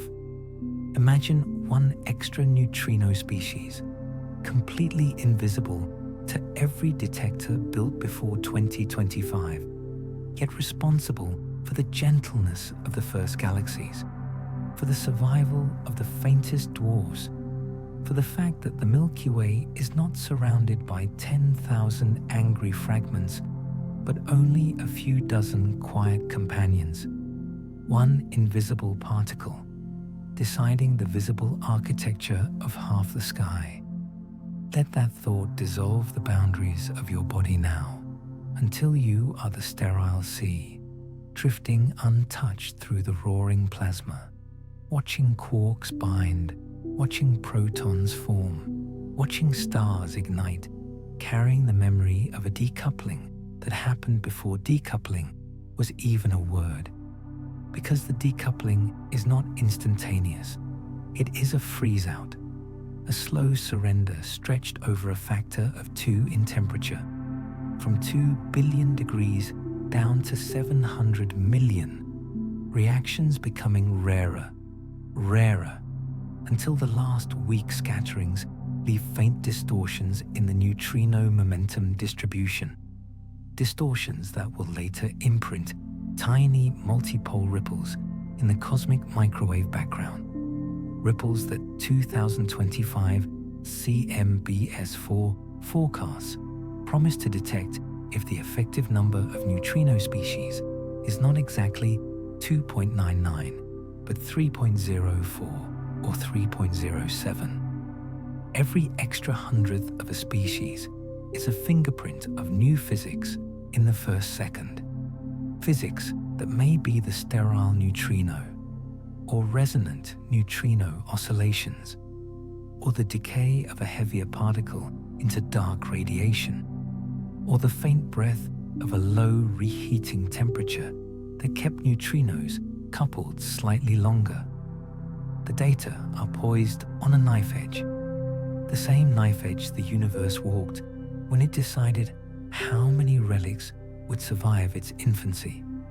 And in the background, almost too soft to measure, the active neutrinos themselves carry a faint chemical potential, a lepton asymmetry 1 billion times larger than the baryon asymmetry would be allowed by BBN and CMB, yet forbidden by the same data unless it hides in the neutrino sector alone.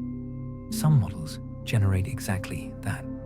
High-scale leptogenesis followed by partial thermalization, the sterile neutrino mixing and washing out the electron flavor while preserving a muon or tau excess, an excess that distorts phase space and suppresses the effective number of species by just the right fraction to fit the current tension. The neutrino sky is not the quiet relic we once imagined.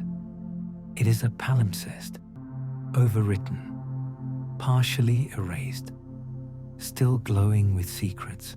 Feel those secrets now, colder than starlight, older than structure, streaming through the exact center of your chest at this very moment, remembering the day they chose freedom over family.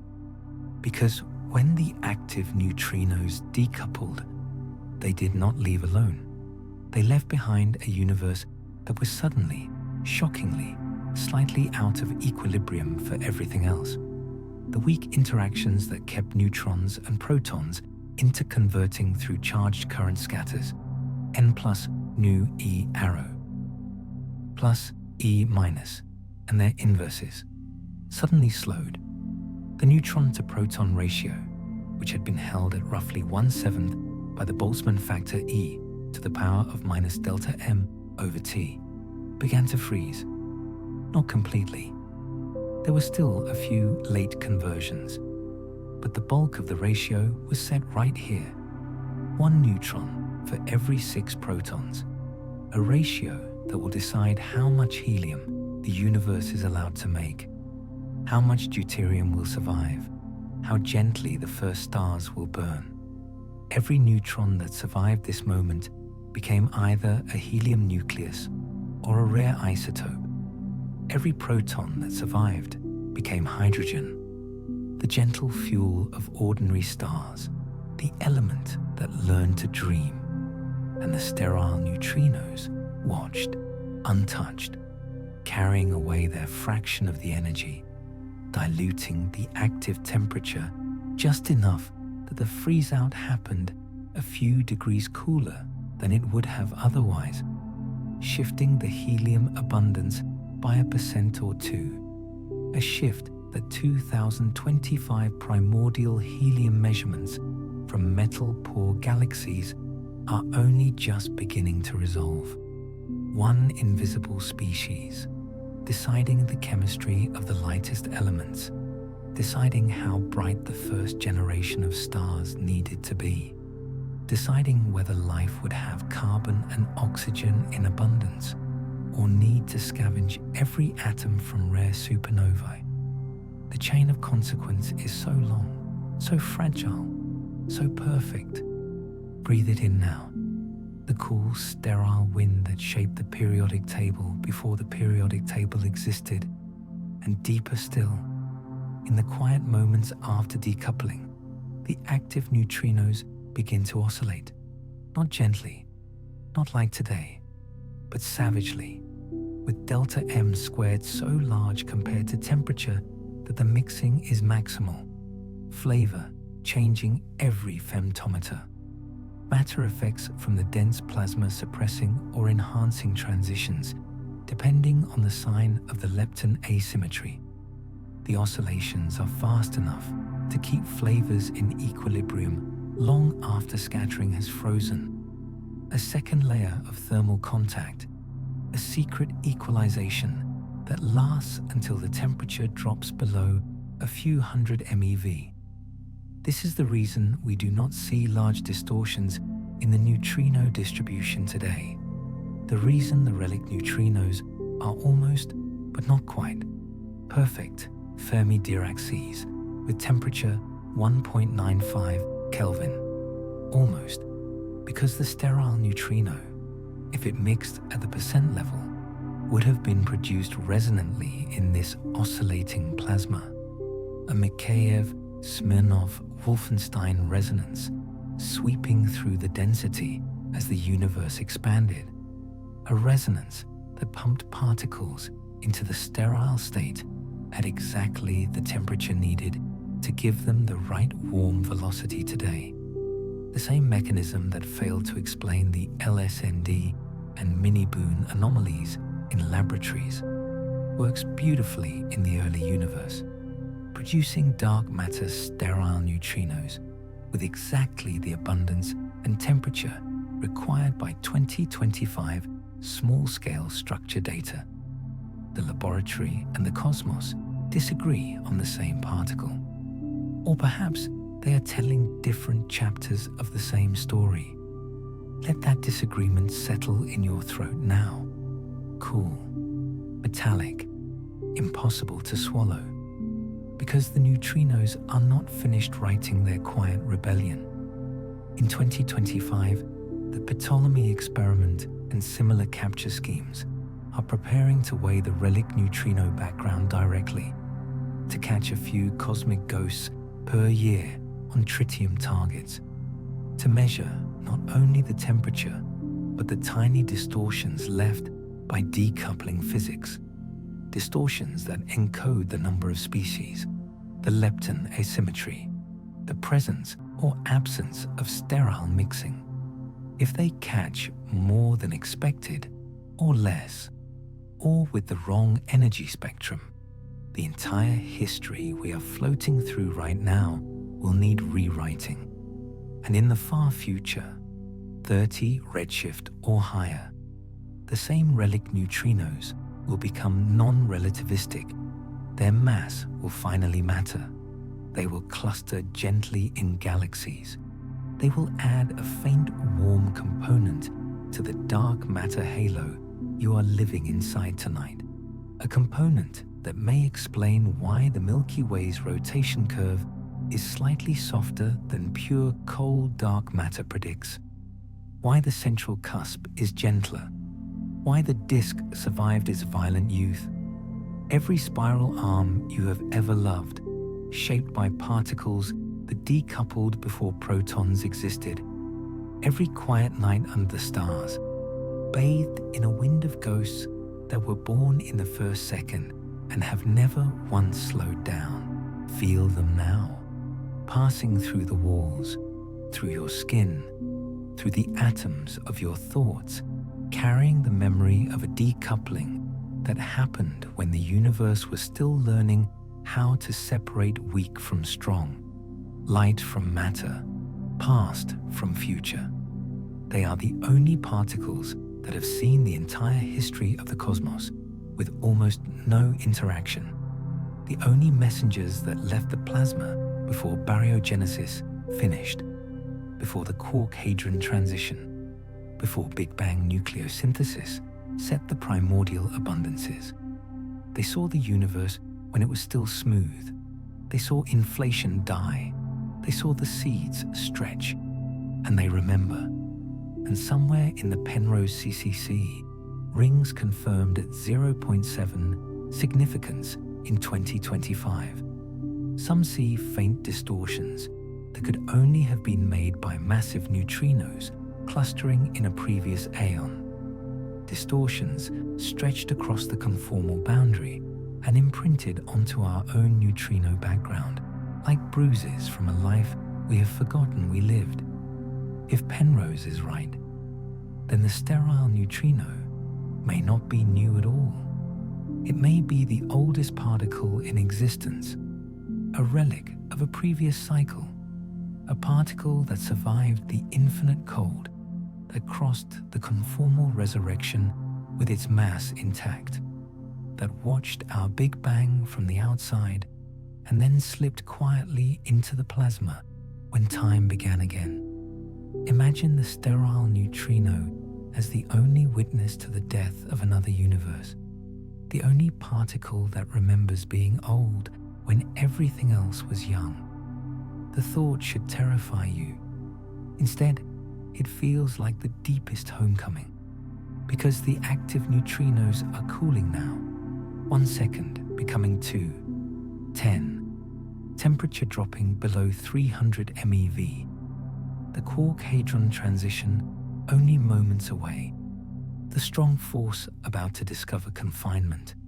The plasma about to fracture into individual protons and neutrons. The neutrinos will watch from outside, untouched, already free, already streaming toward a horizon that will one day be hundreds of millions of light years away. They will never scatter again. They will never thermalize again.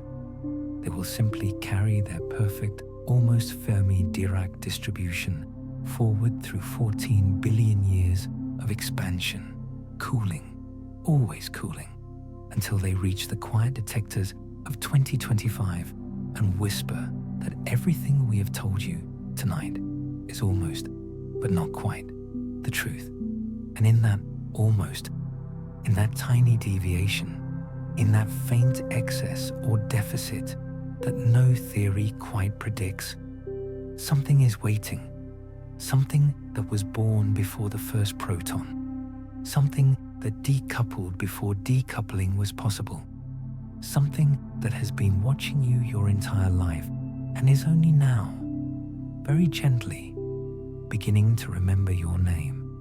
But before it can speak that name, something older than particles, older than forces, older than the difference between silence and scream, begins to stretch across the infant universe like the first silver thread in a web that will one day hold every galaxy. Feel yourself dissolve again, past the neutrinos that have just slipped free, past the quarks that are only now feeling the strong force tighten, until you are nothing but the pure geometry of space-time itself, trembling. We are 1 second old, temperature 1 billion degrees, and the plasma is still perfectly smooth to 1 part in 100,000. Yet imprinted upon that smoothness is a pattern of ripples no eye will ever see directly. Ripples that were born before matter, before light, before cause and effect learned their proper order. These are primordial gravitational waves, tensor fluctuations, the breathing modes of space-time itself, stretched by inflation from quantum uncertainty on the Planck scale to wavelengths longer than today's observable horizon. They are the only direct memory of the moment the universe was ruled by the inflaton field, the only fossil that survived reheating untouched, because nothing scatters gravitational waves, nothing absorbs them, nothing damps them except the slow redshifting of expansion. They are the voice of inflation, speaking in pure geometry.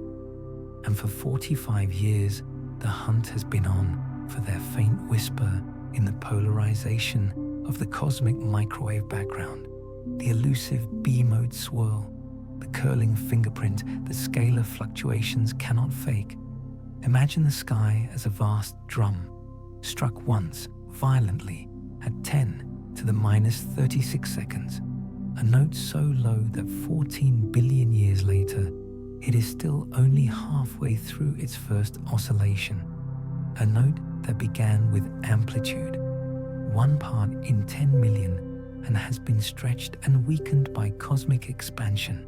Until today, it moves the fabric of space by 1 part in 10 to the 21 over distances of a degree. That is the signal we have been chasing with every new telescope, every new supercomputing correlation, every new night on the South Pole or the high Atacama. And in 2025, the silence is deafening. The B-mode non-detection tension has become a quiet ache in every theoretical heart. Upper limits on the tensor to scalar ratio R now sit below 0.001, sometimes 0.0007, sometimes 0.0003, depending on foreground cleaning and lensing subtraction, limits that squeeze the simplest single-field slow-roll models into an ever narrower valley of flat potentials. Potentials so flat that the inflaton had to roll for hundreds of E-folds instead of the 60 we need. Potentials that require fine-tuning worse than the cosmological constant problem they were meant to solve. Yet the scalar power spectrum, the gentle hills and valleys that became galaxies, fits the same models perfectly. How can inflation be loud enough to seed structure and quiet enough to hide its own breathing? Let that contradiction settle on your chest now. Cool, heavy, impossible to shift, because the absence is not neutral. It is carving new paths through the theoretical landscape. Some have returned to low-scale inflation, potentials only a few TeV high, reheating temperatures barely above the electroweak scale. Models where the tensor modes were never large to begin with. Models that naturally predict R smaller than 10 to the minus 30. Models that fit the B-mode silence like a glove, yet struggle to explain how the inflaton decayed efficiently enough to reheat the universe at all. Others whisper of warm inflation, the inflaton rolling through a thermal bath from the very beginning, friction damping its motion, suppressing tensor modes by orders of magnitude while keeping scalars healthy. A continuous, gentle reheating that never truly ends. A universe that was never cold and empty, only ever warm and filled. Still others speak of spectator fields, extra scalars that contributed nothing to expansion, but imprinted their own tensor signature and then decayed away, leaving the inflaton innocent of the crime of silence. And some simply accept that inflation was quiet, that the lith bound was violated, that the inflaton excursion in field space was sub-Planckian, that large tensor modes were never compulsory, that the absence of B modes is not tension, but liberation. But the silence is not perfect. There are hints, shadows, excesses that refuse to die. At recombination era scales, the lensing B-mode signal is now measured to exquisite precision. In the 2025 Planck PR 4 plus ACT plus SPT combination shows a faint excess at multiples below 30, an excess that could be foregrounds, could be cosmic variance, could be the first true glimpse of primordial tensors at R approximately 0.002, just below the current limits, but exactly where many hybrid inflation models predicted they would hide. The community is divided between those who see treasure and those who see dust. And in the deepest foreground clean maps, in the cleanest patches of the southern sky, there are curl gradients that correlate over super horizon scales, patterns that should not exist unless something stretched them before light could travel, patterns that vanish when different analyses are applied, yet keep returning like a dream you cannot quite forget. Imagine the entire microwave sky holding its breath, waiting for CMB-S4 and the Simons Observatory and Lightbird to finally decide whether the silence is real or only the calm before the faintest possible song. Because if R is truly below 10 to the -4, direct detection in the CMB becomes impossible forever. The signal will be drowned by the irreducible lensing noise, the swirling confusion created by weak gravitational lensing of E modes into B modes as light travels through the filamentary universe. The primordial tensor will be buried beneath the very structure it helped create, a poet silenced by the echo of his own words. Yet the waves themselves are still out there, redshifting, weakening, but never damping, falling from gigahertz to microhertz to nanohertz as the universe grows. They are the background that pulsar timing arrays have been chasing since the first millisecond pulsar was discovered. The stochastic gravitational wave background from inflation, a sea of waves with wavelength comparable to today's horizon, amplitude h squared, omega sub GW, approximately 10 to the -15 at nanohertz for R equals 0.001.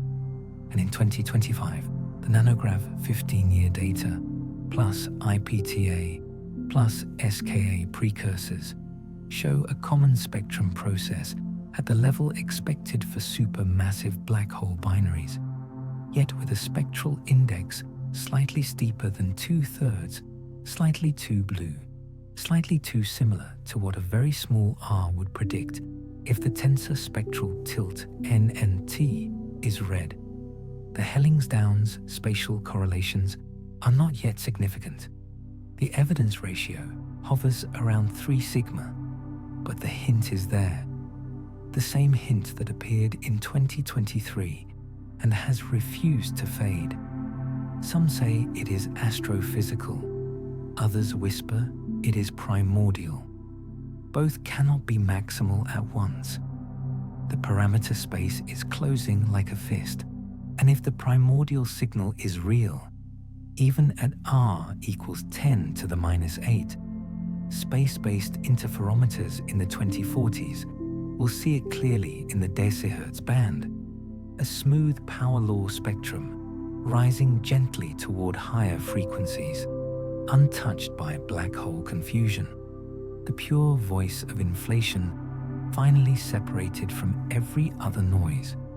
But if the pulsar signal hardens and the correlations strengthen and the spectrum refuses to turn over, then the primordial contribution will be pushed below 10 to the -16, a silence so complete that no future experiment will ever hear the breathing of the inflaton directly. We will be left with only the scalar fossils, the temperature and E-mode maps, the beautiful, almost scale invariant spectrum that taught us inflation was right, while the tensor channel stays mute forever. Imagine living in a universe that chose to hide its own birth cry. Imagine being the only species that will ever know the shape of the potential, but never hear its sound. Let that possibility cool the inside of your wrists now. Slow, patient, eternal. Because the absence of large tensors is rewriting more than inflation. It is rewriting quantum gravity. Large field models, chaotic inflation, natural inflation, all required trans-Planckian excursions and produced R greater than 0.001. All are wounded, some mortally. The swampland conjectures smile quietly in the corner. The distance conjecture that no scalar can travel farther than order 1 in Planck units without spawning a tower of states. The refined de Sitter conjecture that stable de Sitter is impossible. All are strengthened by the silence. The Hartley-Hawking no-boundary proposal, updated in 2025 with steepened potentials and complex contours, now predicts exactly the small r, we refuse to see, a wave function that favors low tensor amplitude, because high amplitude would require unstable trajectories in the mini-superspace. Even the ekpyrotic phase, the slow contraction before a bounce, predicts a blue tensor spectrum that grows towards small scales, a spectrum that would have been visible in the CMB if the energy scale were high enough, a spectrum that the B-mode silence is slowly pushing toward lower and lower scales, scales where direct gravitational wave detectors may one day find it or may not. Every quiet year makes the cyclic dream a little colder, and in the Penrose CCC, rings confirmed at 0.7 significance in 2025. Some see faint concentric B-mode alignments that should not exist in a single aeon, alignments that only make sense if gravitational waves from evaporating black holes in a previous aeon were conformally stretched and re-injected into our own tensor sector, a memory of breathing carried across infinity. If Penrose is right, then the primordial gravitational waves we seek are not primordial at all. They are ancient. They are the dying size of another universe's largest black holes, hawking radiation stretched across the conformal boundary, mapped onto our infant quantum fluctuations, diluted by our own expansion until they are almost, but not quite, invisible. The B-mode silence would then be expected because those waves entered our aeon with amplitudes set by the previous universe's horizon scale, not by the height of an inflaton potential. We are looking for a shout when the universe is only whispering a memory. Feel that whisper now, cool against the inside of your ear. A voice that began before our time began, speaking in pure curvature, telling the story of a cosmos that grew old and cold and smooth, and then began again with the gentlest possible tremor. The plasma does not notice, the quarks do not notice, the neutrinos streaming free do not notice. Only space-time itself remembers the wave, and it remembers perfectly. Every crest, every trough, every polarization plus and cross, frozen into the metric since 10 to the minus 36 seconds. Redshifting, always redshifting, carrying the information that no particle can erase. If we ever detected, even at r equals 10 to the negative 30, we will have touched the quantum gravity era directly. We will have measured a graviton from the first second, a single quantum that has traveled 14 billion years without scattering once, a messenger from the Planck boundary itself. If we never detected, the silence will still speak. It will speak of low scales, of warm inflation, of spectator fields, of swampland, of cyclic echoes, of a universe that chose subtlety over spectacle. Either way, the hunt has already changed us. Every null result, every tightened limit, every foreground subtraction has forced the theory to grow more elegant, more surprising, more humble. We are learning to hear silence as clearly as sound. And in that learning, in that exquisite frustration, we are becoming the first civilization that might one day be worthy of the secret, because the waves are still there, right now, this instant. A gravitational crest is passing through the exact volume of space your body occupies, stretching one direction by 1 part in 10 to the 21, compressing the perpendicular direction by exactly the same amount, a motion 10 billion times smaller than the nucleus of an atom, yet perfectly coherent over billions of light years. You are being stretched and squeezed by the breath of the Big Bang itself, and you do not feel it, because every atom in your body, every photon in your eyes, every graviton in the wave is stretched and squeezed together. The effect is real, but perfectly democratic. Only a detached observer, a test mass held by a different force, could ever measure it. And we have built such observers, laser arms in Washington and Louisiana and Italy and Japan, space antennas planned for the 2040s, pulsar arrays across the galaxy, all waiting for the day the wave becomes loud enough, or the instruments quiet enough, for the silence to finally break. Until then, we live inside the memory of inflation, without knowing whether the memory is loud or soft, whether the drum was struck hard or merely caressed. Both possibilities are equally beautiful. Both are equally terrifying. Because if the tensor modes are large, we will have proof that physics beyond the Planck scale is simple, that quantum gravity is tame, that the inflaton rolled far, that string theory or whatever lies beyond must allow large field excursions. If they are small, we will have proof that the universe is subtle, that quantum gravity is swamped with states, that effective field theory breaks gently, that the beginning was quiet and the end will be quiet too. Either way, the answer is already written in the shape of space.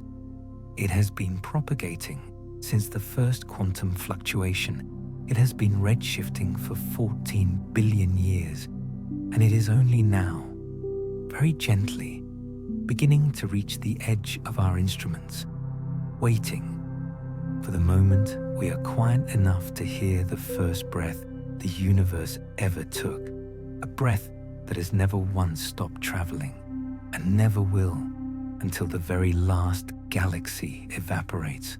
But right now, in this perfect suspended instant, the wave is cresting, the detectors are listening, and space-time itself is beginning to remember how to sing. And in that first pure note, the entire future sky is already written.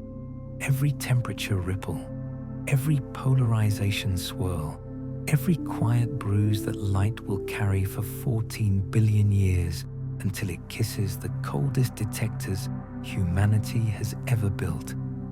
Feel yourself dissolve again, past the gravitational wave that is only now cresting, past the neutrinos that have already gone, until you are nothing but the microwave background itself, frozen at 380,000 years, yet still trembling with memories of the first second. We are looking forward from the end of the plasma era, watching the last scattering surface glow at 3,000 degrees, watching photons take their very first unhindered steps across a universe that has just become transparent, watching them carry the perfect photograph of everything that happened before any star ever lit. This is the cosmic microwave background, the oldest light in existence, the gentle afterglow of the hot Big Bang, the wall beyond which ordinary telescopes can never see. And in 2025, the final Planck PR4 maps, combined with the highest resolution ground-based data ever taken, have revealed that the photograph is not quite as perfect as we once believed. There are anomalies, quiet, persistent, statistically unlikely features that refuse to vanish no matter how carefully we clean the foregrounds, no matter how many independent teams repeat the analysis. They are not errors, they are memories. Let the first memory cool the center of your forehead now, the great cold spot. In the southern galactic hemisphere, centered near RA 13 hours, declination minus 57 degrees, lies a circular region roughly 10 degrees across, where the temperature drops 70 microkelvin below the average. A void in the photon sea, so perfect, so circular, so improbably cold that the chance of it being a random fluctuation in a standard inflationary universe is less than 1 in 1,000, sometimes quoted as 1 in 10,000. Once voids and foregrounds are properly modeled, it is not a supervoid in the late universe. The integrated Sachs-Wolf effect from a 200 megaparsec empty region could only cool the photons by 20 microkelvin at most. The cold spot is 3 times deeper. Something happened before or during the last scattering surface itself. Some see the bruise of a primordial texture, a collapsing knot of space-time that unwound in the first fraction of a second and left a spherical shockwave in the photon baryon fluid. A shockwave that expanded, cooled the center, and froze at recombination exactly where we see it today. Others see the shadow of a quantum fluctuation so vast that its negative peak punched a hole straight through the last scattering surface, a 1 in a billion downward spike in the Gaussian tail, the same tail that produced the JWST Z equals 17 overmassive galaxies on the positive side, a cosmic coin that landed edge-on and scarred both ends of history. Still others whisper the forbidden, a collision with another bubble universe during the final moments of inflation or reheating. 2 expanding spheres of true vacuum touching for an instant, exchanging energy, pulling apart forever, leaving a circular bruise on our sky that points toward a reality we can never visit. The 2025 Planck PR4 cold spot anomaly remains exactly as cold, exactly as circular, exactly as unexplained as it was in 2018. Only now, the foreground subtraction is perfect. The beam characterization is perfect. The statistical modeling is perfect. There is nowhere left to hide. It is real, and it is looking back at us. Let its chill settle behind your eyes now, reminding you that even the oldest light carries scars. But the cold spot is not alone. Across the entire microwave sky, on the very largest angular scales, the temperature fluctuations are strangely quiet. The quadrupole is low. The octupole is low. The entire low L power spectrum falls below the best fit LCDM prediction by 30 to 70 microkelvins squared, depending on the exact multipole, a suppression that has been there since WMAP first saw the sky in 2003 and has never once gone away. In a perfectly random Gaussian sky, this should happen once in a million times. Yet it happened to us. And the few fluctuations that do exist on degree scales and larger are not randomly oriented. They align. The quadrupole and octupole planes, the 2 largest wave modes visible, are perpendicular to extraordinary precision and both point toward a common axis that lies almost exactly in the plane of the solar system, roughly toward the constellation Virgo. An axis that has been called the axis of evil because it picks out our motion through the universe, the plane of the ecliptic, the equinoxes, and the direction of the cosmic dipole, with a probability so small that cosmologists stopped quoting it years ago. The 2025 reanalysis with full mission polarization and the highest resolution ancillary data has only sharpened the alignment. The probability of everything lining up by chance is now quoted in some papers as less than 1 part in 10,000, in others as 1 part in a million. Once systematic uncertainties are marginalized, it is no longer possible to blame foregrounds. It is no longer possible to blame cosmic variance on a sphere. Something broke the statistical isotropy of the universe on the very largest scales. Some say the universe is finite and small, a torus or a slab, where opposite sides identify and suppress the longest wavelengths, a topology that would naturally quiet the quadrupole and force alignments, a topology that 2025 searches for matched circles in the sky have pushed to horizons larger than observable, yet never quite ruled out. Others see the imprint of pre-inflationary physics, a fast roll phase before slow roll, a spectator field that broke rotational invariance, a homogeneous mode that tilted the entire inflaton potential in one direction, a direction that became the axis we see today. Still others return to the Hartley-Hawking no-boundary proposal, updated in 2025 with complex contours and steep potentials, a wave function that naturally suppresses large-scale power because the no-boundary state is the smoothest possible beginning, a beginning that prefers small universes, low multipoles, and a faint preferred direction inherited from quantum gravity itself. And then there are the cyclic whispers. In the Penrose conformal cyclic cosmology, rings confirmed at 0.7 significance in the 2025 data release, those faint concentric circles centered on the locations of previous aeon supermassive black hole evaporations. Some now show a subtle hemispherical asymmetry, more rings in one half of the sky than the other, an asymmetry that points roughly along the same axis as the quadrupole-octupole alignment. If Penrose is right, the axis of evil is not evil at all. It is memory.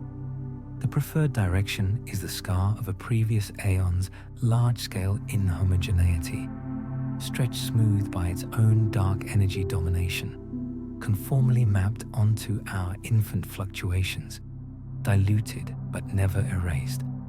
We are living inside the faint echo of another universe's weather.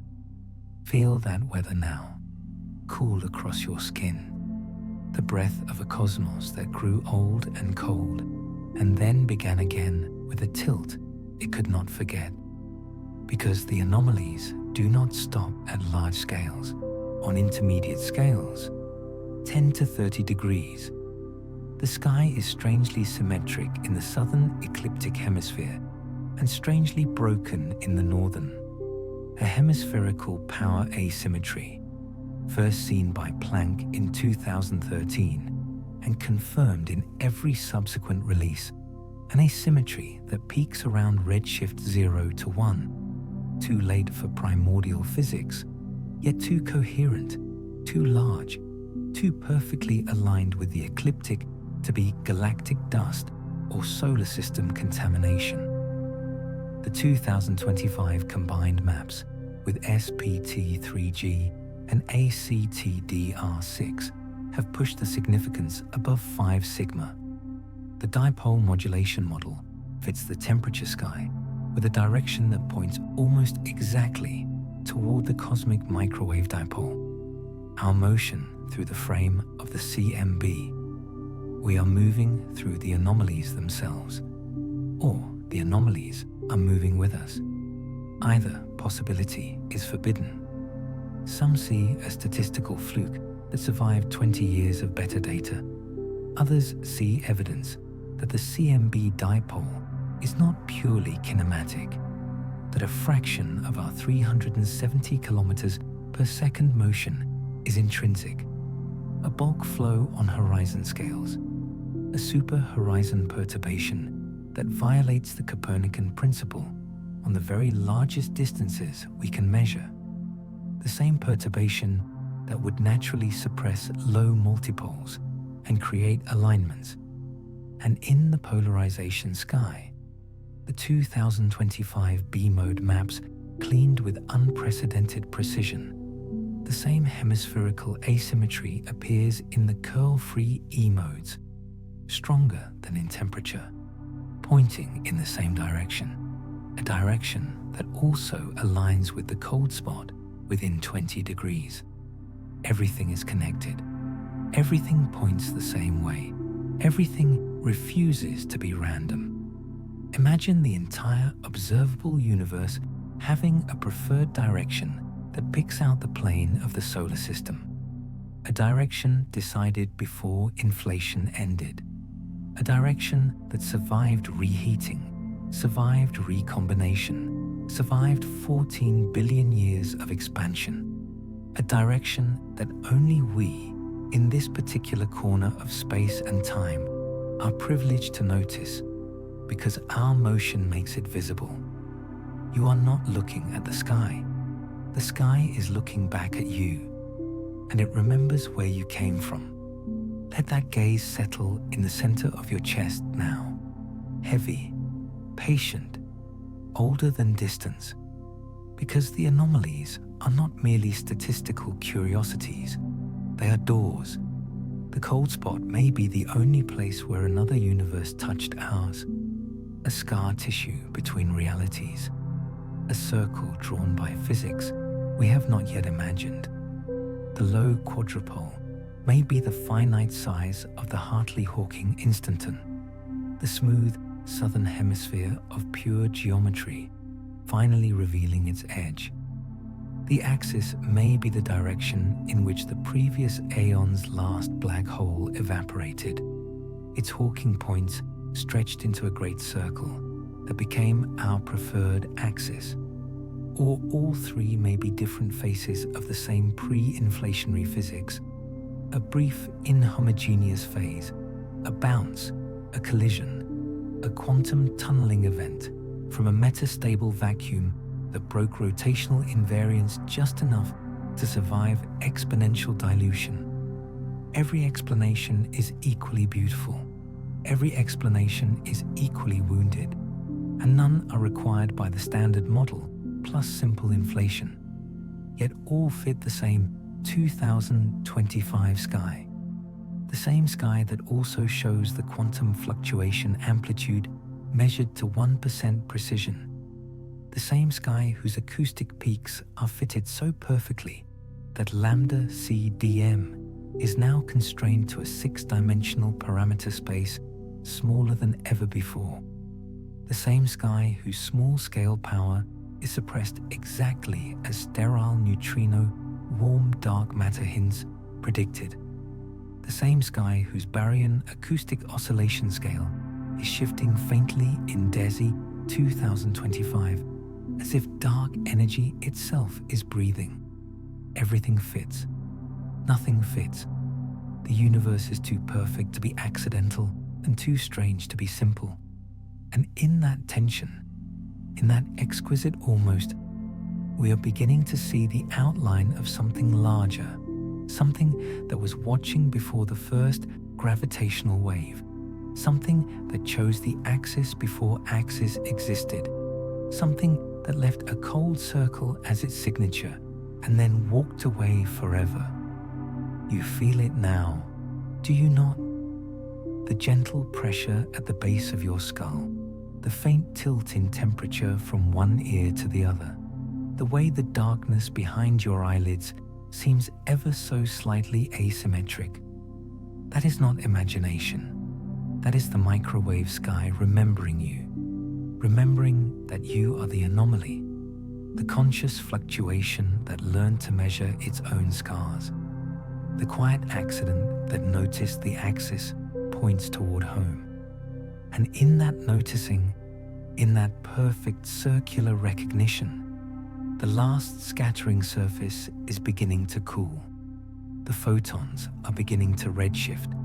The plasma is beginning to thin, and something vast, something patient, something that has waited 14 billion years for this exact moment and is beginning to wake up inside the cold spot itself. Yet it will not open its eyes for another 370,000 years, because right now, the universe is still too bright, too hot, too full of itself to notice the faint shadows that will one day become everything we know. Feel yourself fall forward now, gently, from the last scattering surface at 3,000 degrees, through the expanding darkness, through the slow red shifting of every photon that has just been set free, until the temperature drops to a mere 100 degrees, 30,000 years after the beginning, and the plasma has become a perfect neutral gas of hydrogen and helium drifting in the dark. This is the start of the cosmic dark ages, the longest night any universe has ever known, a silence that will last almost 400 million years, a silence so complete that not one star, not one quasar, not one supernova will dare to break it until the very end. Imagine a sky with no light at all, not the soft glow of galaxies, not the twinkle of the Milky Way, not even the faint red of distant hydrogen, only the cooling afterglow of the Big Bang itself, stretched now to radio wavelengths, falling gently across an emptiness so vast that the distance between atoms is larger than entire planetary systems will ever be. The universe is transparent, yet blind. Matter is ordinary, yet asleep. Gravity has seeds, yet no fire to illuminate its work. Feel the weight of that darkness settle on your shoulders now. Cool, patient, older than longing.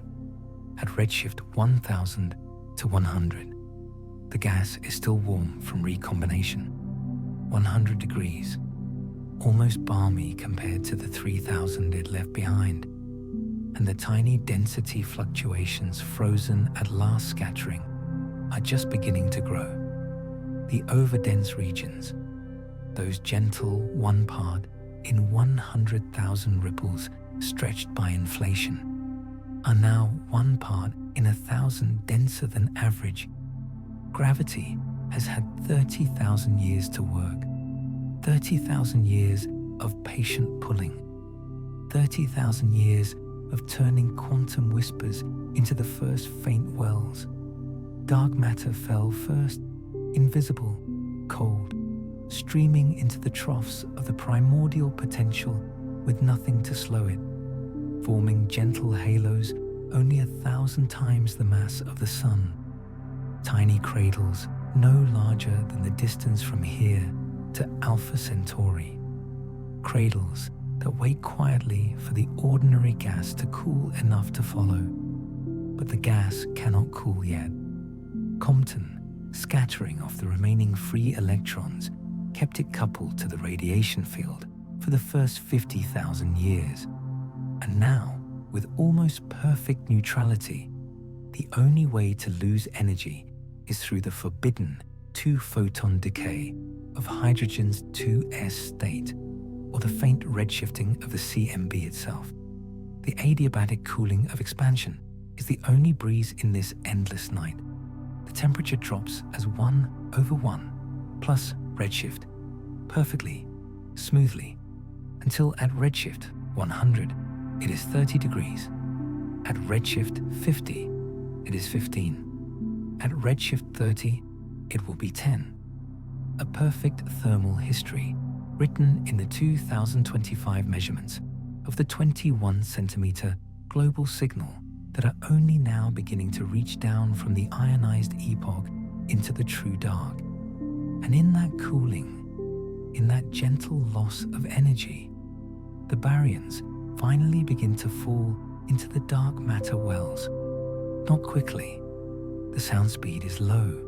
The gene's mass is high, but slowly, inexorably, the gas trickles inward, compressing, heating slightly from adiabatic work, then cooling again by redshifting its own thermal radiation into the infrared. This is the first gentle breathing of structure, the first time ordinary matter feels the shape of the seeds that were planted before it existed. By redshift 200, the first mini-halos have virialized. Dark matter spheres, a few thousand solar masses strong. Gas temperature, a few 100 degrees at the center. Still far too hot to form molecules. Still far too diffuse to collapse further. The universe is awake, yet dreaming.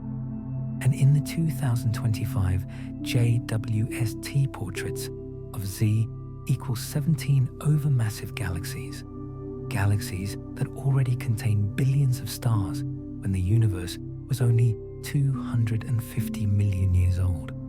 Some see evidence that these mini halos must have cooled faster than hydrogen alone allows. Something was helping the gas lose energy in the dark. Something was forming the first molecular hydrogen in quantities larger than standard chemistry predicts. Something was lighting the fuse earlier than the textbooks ever permitted. Feel that hidden flame now. Faint, blue, older than fire. Because molecular hydrogen is the key. 2 hydrogen atoms can bind into H2 only through clumsy 3-body processes or on the surface of dust grains, neither of which exist yet. In the pristine gas, the only path is the H- channel. A hydrogen atom captures an electron, forms a negative ion, then swaps with another hydrogen to make H2 and a free electron again. The reaction is slow, painfully slow, yet it is the only candle the Dark Ages possess. Once a few parts in 10 to the -6 of the gas is molecular, those molecules can cool the cloud by radiating in the rotational and vibrational lines, dropping the temperature from hundreds of degrees to tens, lowering the gene's mass, allowing collapse to continue all the way to stellar densities. This is the standard story. The reason the first stars are predicted to be massive, tens to hundreds of solar masses, because only large clouds can cool fast enough to fragment. Yet the 2025 evidence is whispering that the first generation was even more precocious. The sterile neutrino warm dark matter hints, the same ghost particle that decoupled before protons formed, streams through these mini halos at a few hundred kilometers per second, just fast enough to suppress the very smallest structures, but gentle enough to allow the larger mini halos to grow earlier and deeper. The first wells are bigger, the gas falls harder, the negative hydrogen channel is seeded more efficiently. The candle burns brighter in the dark, and in some corners of the parameter space, in the resonant production scenarios favored by 2025 small-scale data, the sterile neutrinos decay very slowly, 1 photon and 1 active neutrino every billion years or so. A faint X-ray glow that could have ionized a tiny fraction of the primordial gas, created a few extra free electrons, catalyzed even more H2 formation. Imagine the darkness lit by the death of particles born in the first second. A glow so faint, it would take 1 trillion mini halos to equal 1 candle, yet enough to wake the universe centuries earlier than it planned. The Dark Ages were never completely dark. They were only waiting for the right kind of ghost. Let that ghost light settle behind your eyes now. Soft, violet, patient. By redshift 100, the mean density is still smooth to 1 part in 10,000. The filaments have not yet formed. The voids are only suggestions.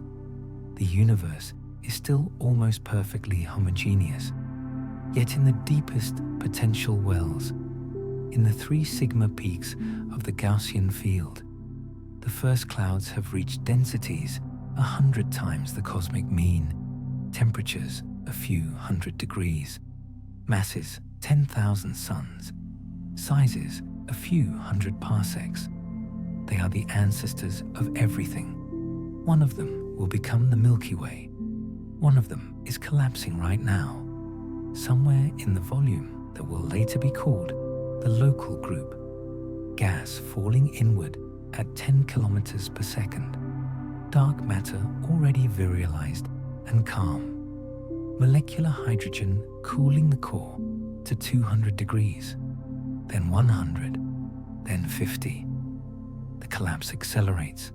The cloud spins up from the tiny angular momentum given by tidal torques at recombination, a gentle rotation that will become the angular momentum of entire galaxies. The first protostar forms, 100,000 solar masses of gas funneling onto a central seed, heating to millions of degrees, igniting deuterium fusion long before hydrogen, swelling into a supermassive embryo that radiates ultraviolet like a quasar before it has even learned to be a star. This is population 3, the first true fire, born in complete isolation. No metals, no dust, no companions, only pure hydrogen and helium burning with a fury that ordinary stars will never know. Its light will travel for hundreds of millions of years before it meets another star. Its wind will blow a bubble thousands of light years wide into the pristine gas. Its death will seed the first heavy elements into a volume larger than the modern Milky Way. But right now, at redshift 40, that first star has not yet ignited. The cloud is still collapsing. The molecular fraction is still growing. The universe is still holding its breath. And in the DESI 2025 BAO hint of evolving dark energy, those perfect 147 megaparsec circles measured across the late universe, some see the faint deviation that traces back to a slightly different expansion history in the Dark Ages, a quintessence field that was already rolling, already pushing, already preparing the arena for the first stars to fight their brief, glorious war. Imagine the force that will one day tear galaxies apart, already awake in the darkness, watching the first clouds collapse, knowing that its time will come long after every star has died. The thought should feel lonely. Instead, it feels like the deepest companionship, because the Dark Ages are not empty. They are full of sound that no one can hear. 21 centimeter spin flip radiation from neutral hydrogen, redshifted now to meter wavelengths, absorption against the brighter CMB backlight in the colder regions, emission in the warmer collapsing clouds. The global signal is a perfect black body dip at redshift 30, then a gentle rise as collapse heats the mean gas, then a deep absorption trough at redshift 80 as molecular cooling wins, then the sudden brightening when the first stars switch on and Lyman alpha photons scatter everywhere.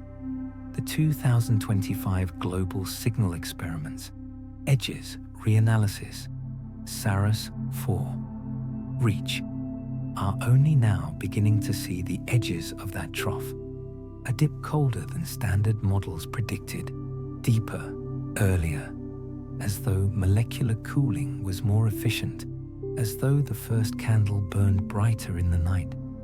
Something accelerated the end of the Dark Ages.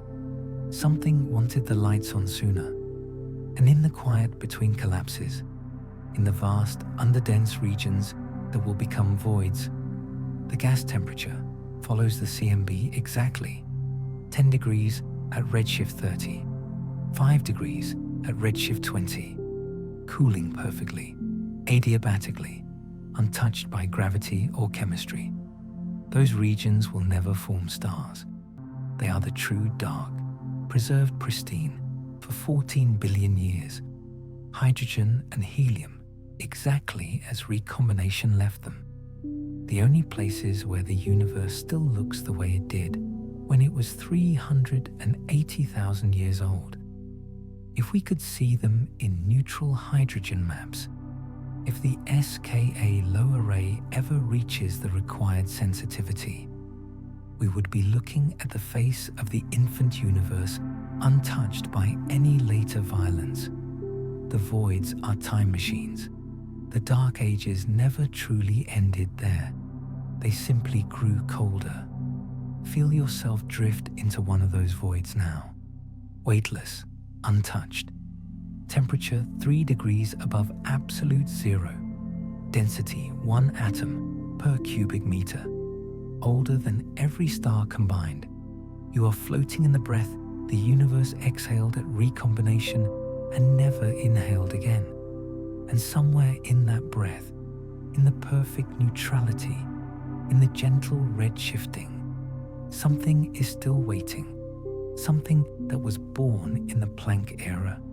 Something that survived reheating. Something that watched the seeds stretch and the anomalies form and the first clouds collapse. It has no name. It has no need of light. It only has patience. And it is only now, at the very edge of the dark ages, when the first molecular cloud is finally dense enough, hot enough, small enough, that the very first hydrogen molecule in that cloud is beginning to tremble, on the verge of radiating its very first photon, a photon that will travel for 400 million years through absolute darkness until it finally meets another photon from another star in another galaxy, and together they will begin the long, slow dawn. But before that dawn can spread, a single cloud in the deepest dark contracts past the point of no return, and the very first star that ever was ignites with a roar that will echo for billions of years. Feel yourself pulled backward again, past the trembling hydrogen molecule, past the gentle molecular cooling, until you are inside the collapsing core of the very first mini halo that ever reached criticality at redshift 35, 400 million years after the beginning. The cloud is 100,000 times the mass of the Sun, yet only a few light years across. Density 10 million atoms per cubic centimeter. Temperature 200 degrees at the edge, 2000 at the center. Spinning slowly like a dancer who has forgotten she is alone. Dark matter forms an invisible sphere around her, patient, already virialized, waiting for ordinary gas to fall. And in the exact center, a sphere no larger than the orbit of Mercury.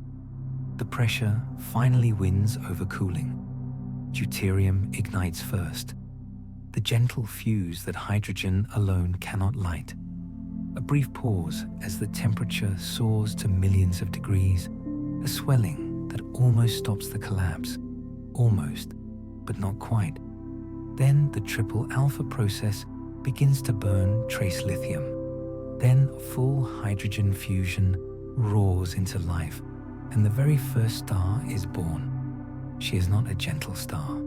She is population 3, metal-free, pristine, born from gas that has never known a supernova, gas that contains nothing heavier than lithium, gas that burns with a clarity ordinary stars will never achieve. Her mass is 250 times the Sun, her radius 30 times larger, her surface temperature 100,000 degrees, ultraviolet so fierce that a single photon can ionize 1,000 neutral atoms. She is a blue giant that would outshine entire modern galaxies, yet she is utterly alone. There is no cluster around her, no companions, no dust disk, only the faint molecular cloud that birthed her and the dark matter halo that cradled her fall. She will live for only 2 million years. She will die in a pair instability supernova that leaves nothing behind. No neutron star, no black hole, only a sphere of newly forged metals expanding at 30,000 kilometers per second into pristine darkness. But right now, in her first quiet minute, she is perfect. Feel her light on your skin now, ultraviolet so hard it feels like frost, the first true color the universe has ever seen. These population 3 stars were once thought to be rare, gentle giants living in the shallowest mini-halos, a few tens of solar masses, long lived enough to seed the second generation slowly. But the 2025 JWST portraits of Z equals 17 overmassive galaxies have shattered that picture. Galaxies that formed only 250 million years after the Big Bang already contain hundreds of billions of solar masses in stars, already show solar metallicity in their cores, already host supermassive black holes of millions of solar masses. There was not enough time for ordinary population 3 stars to build them. Something burned hotter, faster, earlier. Something lived and died in less than 2 million years. Something forged metals in quantities no normal star can achieve. Something left behind direct collapse black hole seeds that grew into the monsters we see today. The first generation was not gentle. It was apocalyptic. Imagine hundreds of these 200 solar mass beasts forming in a single massive halo. A halo that cooled catastrophically because molecular hydrogen was more abundant than standard chemistry allows. A halo that fragmented violently because the gas was able to reach low temperatures quickly. The first star-forming regions were not quiet nurseries. They were firestorms. One star ignites. Its ultraviolet flood destroys molecular hydrogen in a sphere thousands of light years wide. Positive feedback. Neighboring clouds cool even faster through atomic lines, collapse even harder, ignite even brighter. A runaway cascade. The Dark Ages end not with a whisper, but with a scream. And in the sterile neutrino warm dark matter hints that have hardened into preference in 2025. The same ghost particle that softened small-scale power also allowed slightly larger mini-halos to collapse earlier. Halos of 1 million solar masses instead of 1,000. Halos that could cool through H2 efficiently. Halos that became the birthplaces of the very first star clusters. One invisible particle deciding whether the first light was lonely or communal. Let that decision settle in your throat now. Cool, metallic, inevitable. Because these stars did not live quietly. They carved H2 regions tens of thousands of light years across. Bubbles of ionized gas glowing pink in hydrogen alpha that no telescope will ever see directly. Bubbles that merged, overlapped, created vast ionized seas long before the epoch of reionization is supposed to begin. The universe at redshift 20 already looked like Swiss cheese. Huge ionized voids surrounded by neutral walls. Walls that absorb the CMB in 21 centimeter. Walls that will be mapped by the SKA as the deepest absorption trough in cosmic history. The first stars punched holes in the dark long before anyone thought possible. And when they died, when the pair instability mechanism tore them apart completely between 140 and 260 solar masses, they released 50 solar masses of metals in a single explosion. Oxygen, carbon, silicon, iron, seeded into a volume larger than the modern local group in one catastrophic instant.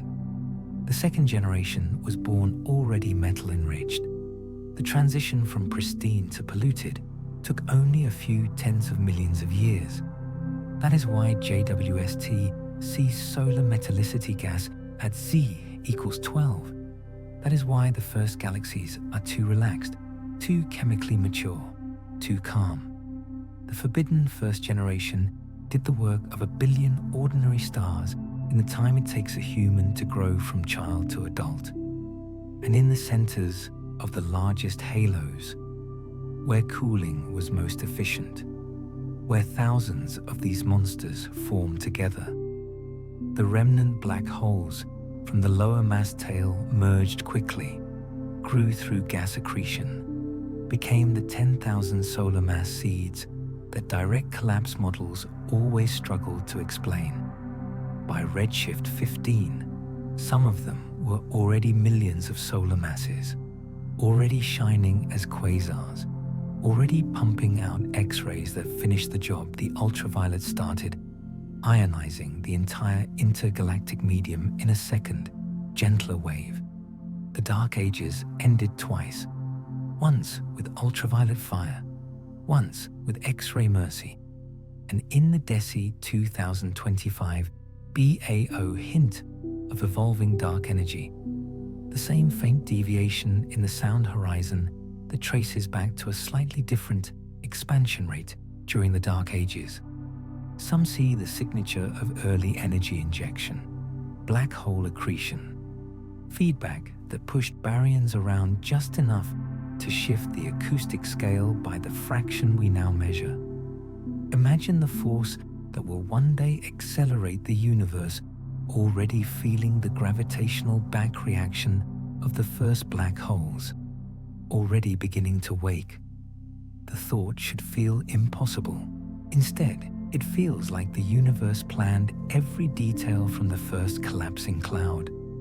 Because these stars were not only factories, they were beacons.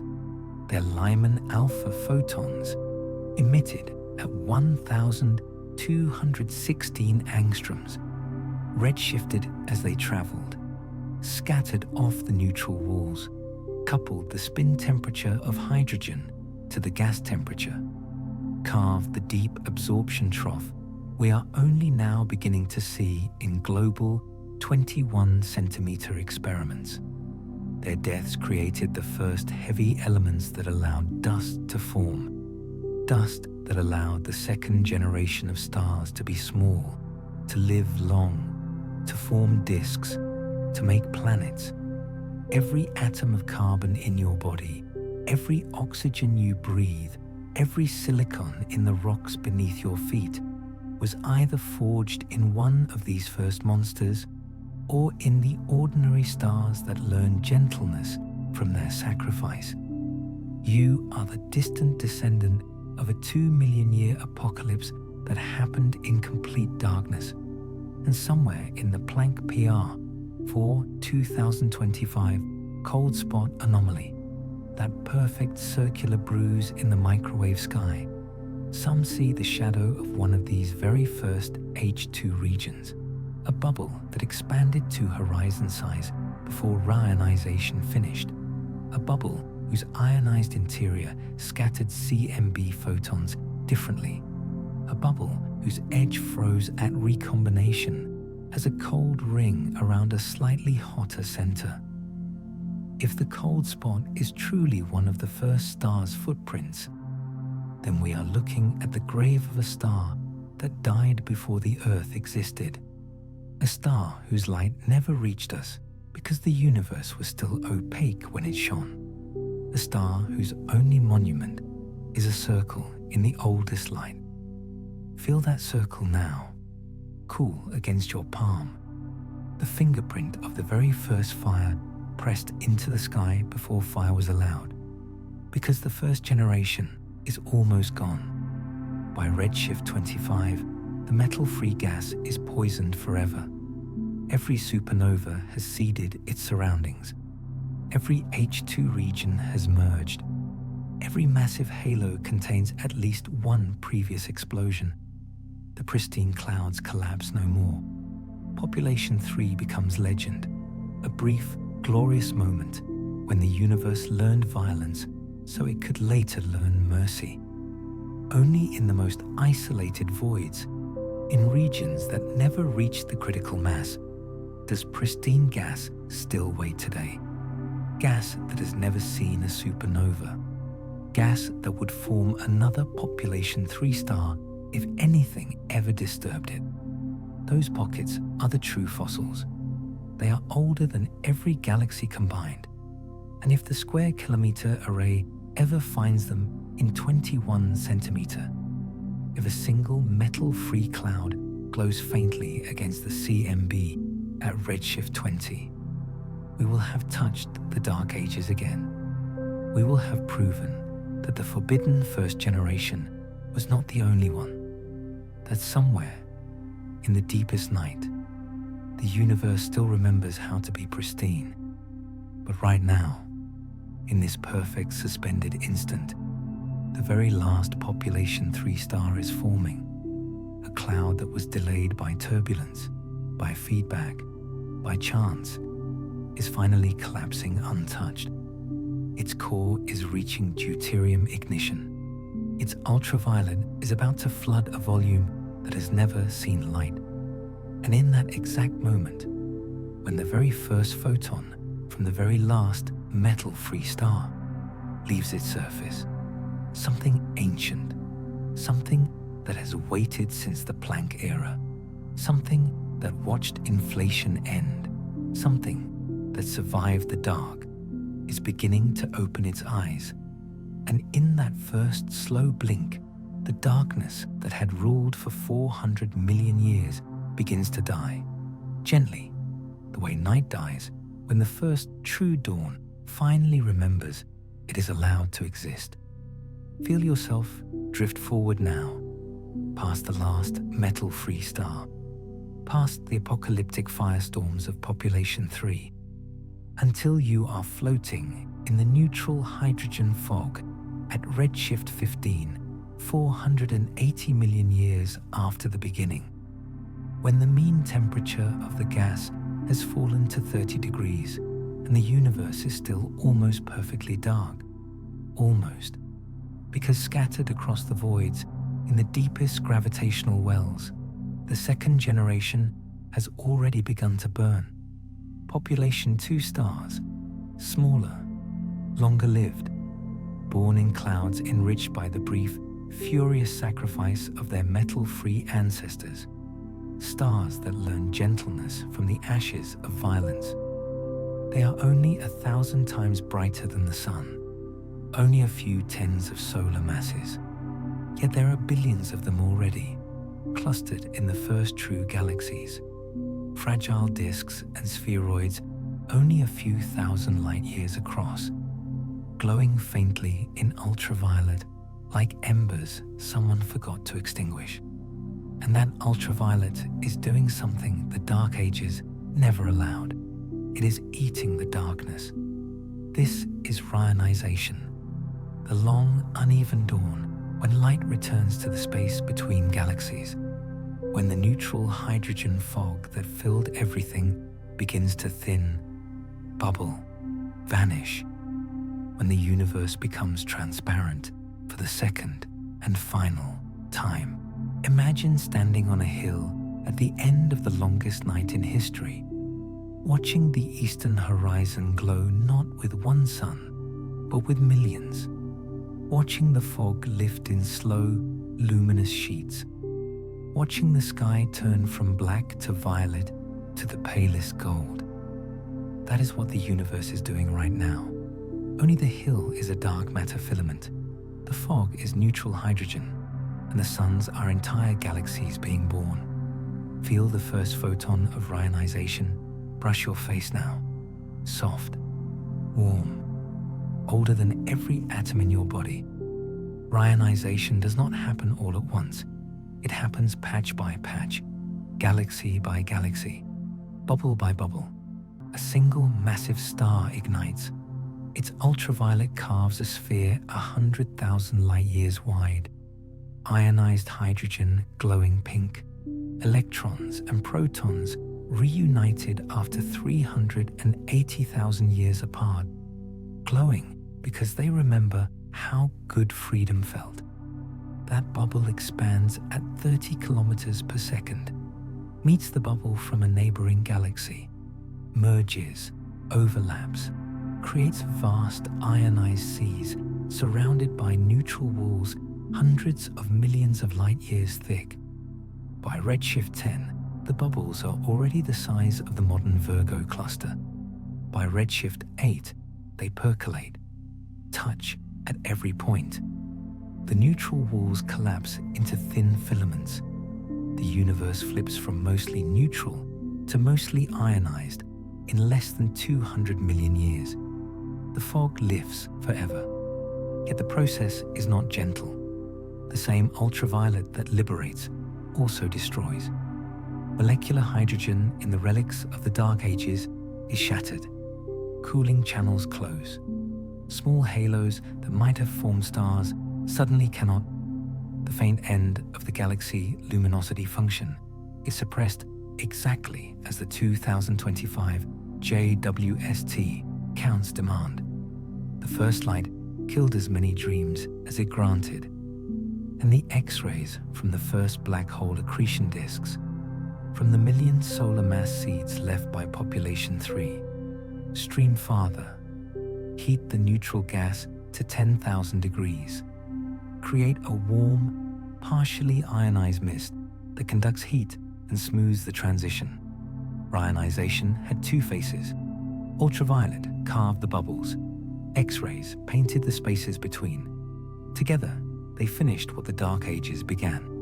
And in the DESI 2025 Baryon acoustic oscillation measurements, those perfect 147 megaparsec circles now mapped across the ionization era. The faint deviation from a constant sound horizon hints that dark energy was already stirring, already pushing, already making the bubbles expand slightly faster than matter alone would allow. Imagine the force that will one day empty the universe, already helping light win its first victory. The same gentle acceleration that will tear galaxies apart in the distant future was once the quiet wind at the back of the very first dawn. Let that wind touch the nape of your neck now. Cool, patient, eternal. Because ionization is not only physics, it is archaeology. Every photon that escaped a galaxy during this epoch has been redshifting for 13 billion years, stretching from extreme ultraviolet to the near-infrared windows JWST was built to drink. When JWST stares at redshift 15, 16, 17, it is looking at the exact moment the fog was lifting, at galaxies still half buried in neutral hydrogen, at light that had to fight its way out through walls of absorption, light that carries the spectrum of the intergalactic medium frozen at the instant it became transparent. The 2025 JWST deep fields show galaxies already too numerous, too bright, too chemically mature for the standard ionization timeline. The ultraviolet luminosity density at redshift 12 is 10 times higher than the old models needed. Something ionized the universe earlier, faster, more completely than anyone predicted. The first galaxies were not quiet contributors, they were overachievers. They poured out 10,000 times more ionizing photons per unit star formation than modern galaxies manage, because their stars were hotter, their black holes more active, their escape fraction close to unity. They wanted the fog gone, and in the 21 centimeter power spectrum that the Hera array and the future SKA will map, the fluctuations are deeper, sharper, earlier than the standard picture allows. The absorption trough at redshift 10 is colder. The emission peak at redshift 7 is brighter. The transition is more sudden. The universe flipped like a switch. Something coordinated the dawn. Some whisper of early dark energy. A scalar field that briefly boosted structure formation at redshift 20. Grew larger halos. Birthed brighter galaxies.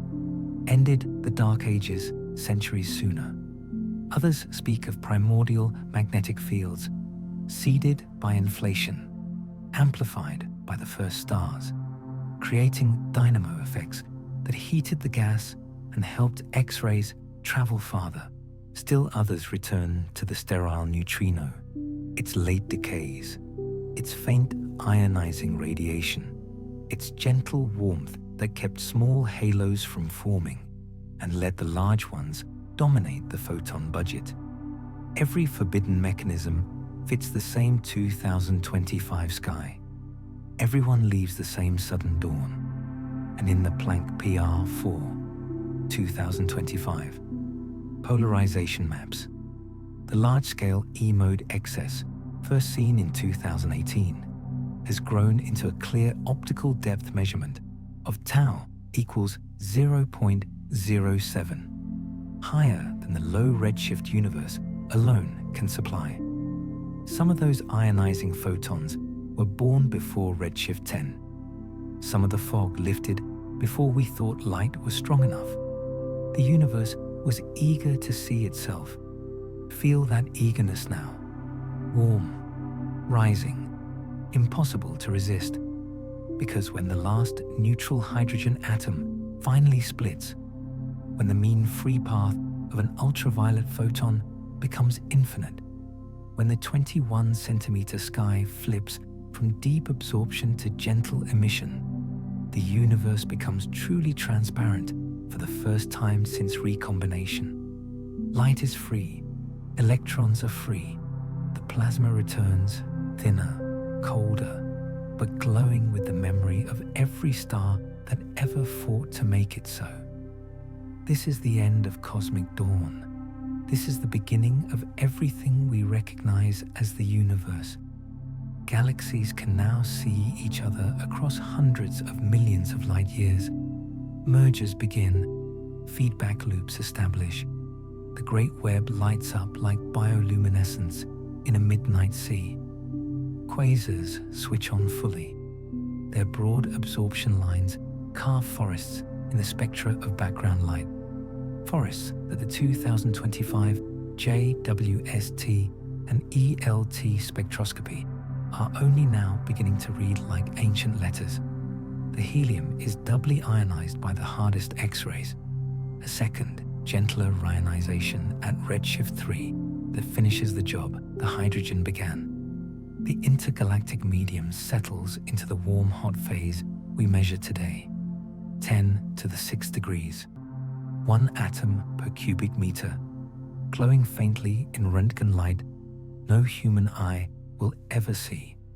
And somewhere in the final neutral islands, in the densest filaments, in the shadow of the largest halos, pockets of cold hydrogen survive all the way to redshift 5, damped Lyman alpha systems, the last fossils of the dark ages, gas so dense it absorbs entire quasar spectra and leaves black troughs where light should be. They are the gravestones of the fog. They are the only places where the universe still remembers how to be neutral. If we could stand inside, 1. Temperature, 10 degrees. Density, 1 million atoms per cubic centimeter. Surrounded by the roaring ionized wind, we would be standing in a pocket of the dark ages that refused to die. Some of them still exist today, hidden in the spectra of distant blazes, relics older than every galaxy around them.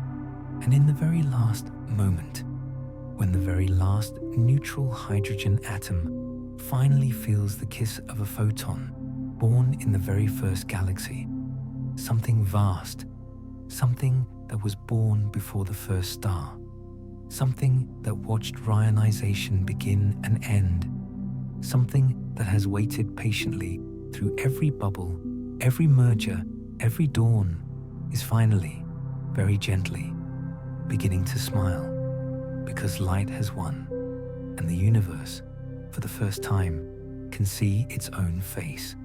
And in that first astonished gaze, it finds, to its quiet terror and delight, that the face is already older, already brighter, already more intricately lined with light than any story ever allowed it to be.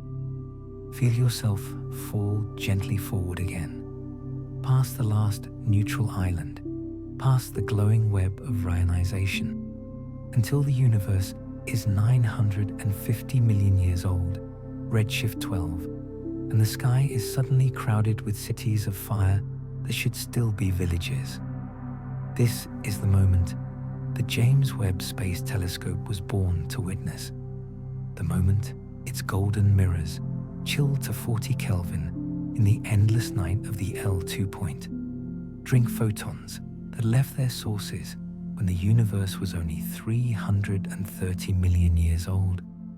Photons that have traveled 13.5 billion years to tell a story no previous eye was ready to hear. And in the 2025 data releases, the story is no longer whispered. It is shouted from every deep field, every spectroscopic confirmation, every carefully measured luminosity function. There are too many galaxies. They are too bright. They are too massive. They are too relaxed. They already contain hundreds of billions of solar masses in stars when the standard timeline gave them barely enough time to gather a billion. Their black holes are already millions, sometimes tens of millions, of solar masses, shining with the calm confidence of systems that have been feeding for hundreds of millions of years, not mere tens. Their chemical abundances are already solar, sometimes supersolar, in regions that should still be breathing the thin, metal-poor breath of the very first supernovae. Their morphologies are already disks, already spirals, already gently rotating with the poise of systems that have known peace for longer than the universe, by rights, has been transparent. These are the JWST 2025Z equals 17 and higher over massive galaxies, the monsters that broke cosmology in the gentlest possible way.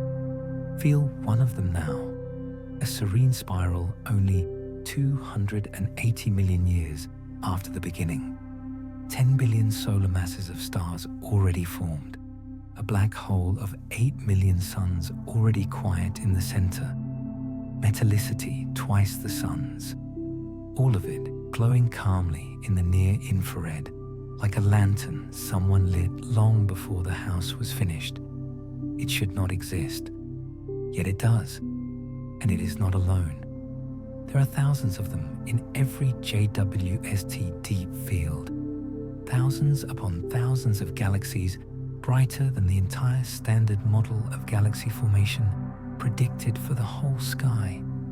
The ultraviolet luminosity density at redshift 12 is 10 times higher than pre-launch models required to reionize the universe, 20 times higher than the models that try to stay conservative.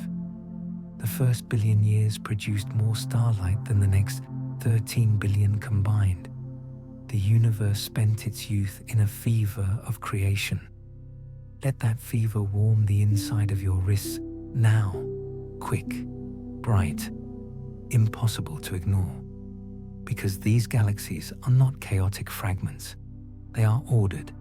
Their star formation efficiencies are close to 40%, 4 times higher than modern galaxies manage, as though every cloud that collapsed turned almost half its mass directly into light with almost no waste. Their stellar populations are already old, hundreds of millions of years in some cases, requiring star formation to have begun at redshift 30 or higher, requiring the dark ages to have ended almost as soon as they began.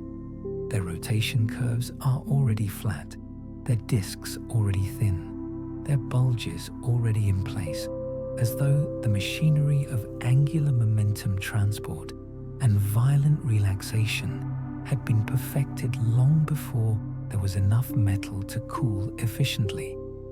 They look like mature galaxies that simply decided to be born early, and in the highest redshift spectroscopic confirmations of 2025, galaxies at redshift 18, 19, 20. The Lyman alpha line is already visible in some, glowing through a medium that should still be neutral, glowing because Ryanization in their vicinity finished hundreds of millions of years earlier than the global average. These are the beacons that punched the first permanent holes in the fog. These are the descendants of the population 3 firestorms we have already met. These are the children who learned everything their parents knew in a single generation. Imagine inheriting an empire before you were born. That is what these galaxies did. And they're black holes. Oh, they're black holes. Objects of 10 million solar masses at redshift 15, accreting at rates close to Eddington, shining with the luminosity of 1 trillion suns, yet surrounded by galaxies whose stellar mass is only 100 times larger. The black holes grew faster than the stars that fed them. Some must have been born as direct collapse seeds. 50,000 solar masses in a single virgin collapse of pristine gas. Seeds that needed atomic cooling in massive halos that the sterile neutrino warm dark matter hints of 2025 now permit to form earlier and deeper than cold dark matter alone ever allowed. One invisible particle deciding whether the first galaxies were ruled by stars or by darkness at their hearts. Feel that darkness now, calm, patient, already ancient when the first photon escaped, because the 2025 discoveries are not only about abundance, they are about serenity. These galaxies are too relaxed.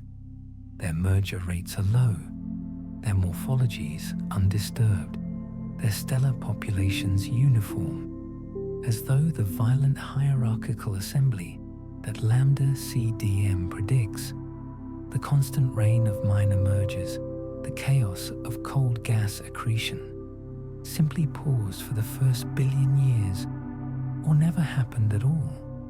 Some see the signature of early dark energy, a scalar field that briefly flattened the potential, suppressed small-scale power, let only the largest peaks collapse first, created a top-down universe for a fleeting moment before fading away.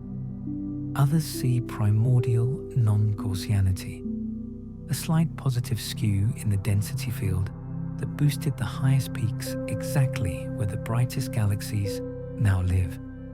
Still others return to the B-mode non-detection tension of 2025, the continuing silence of primordial gravitational waves, and realize that low tensor inflation naturally lives at lower scales, lower reheating, gentler potentials that also suppress small-scale power and favor the early formation of massive objects.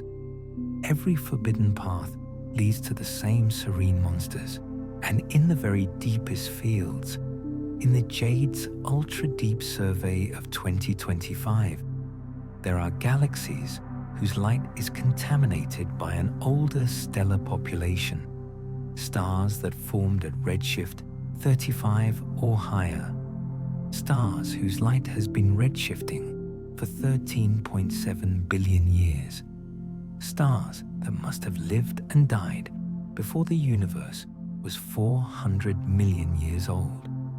Population 3 fossils glowing inside living galaxies. The first fire still burning inside the cities it made possible. Imagine a candle that lit an entire cathedral and then kept burning quietly in the corner for 14 billion years. That is what JWST has found, and their chemical patterns are impossible. Oxygen overabundant relative to carbon, neon enhanced, magnesium to iron ratios scattered like someone was experimenting.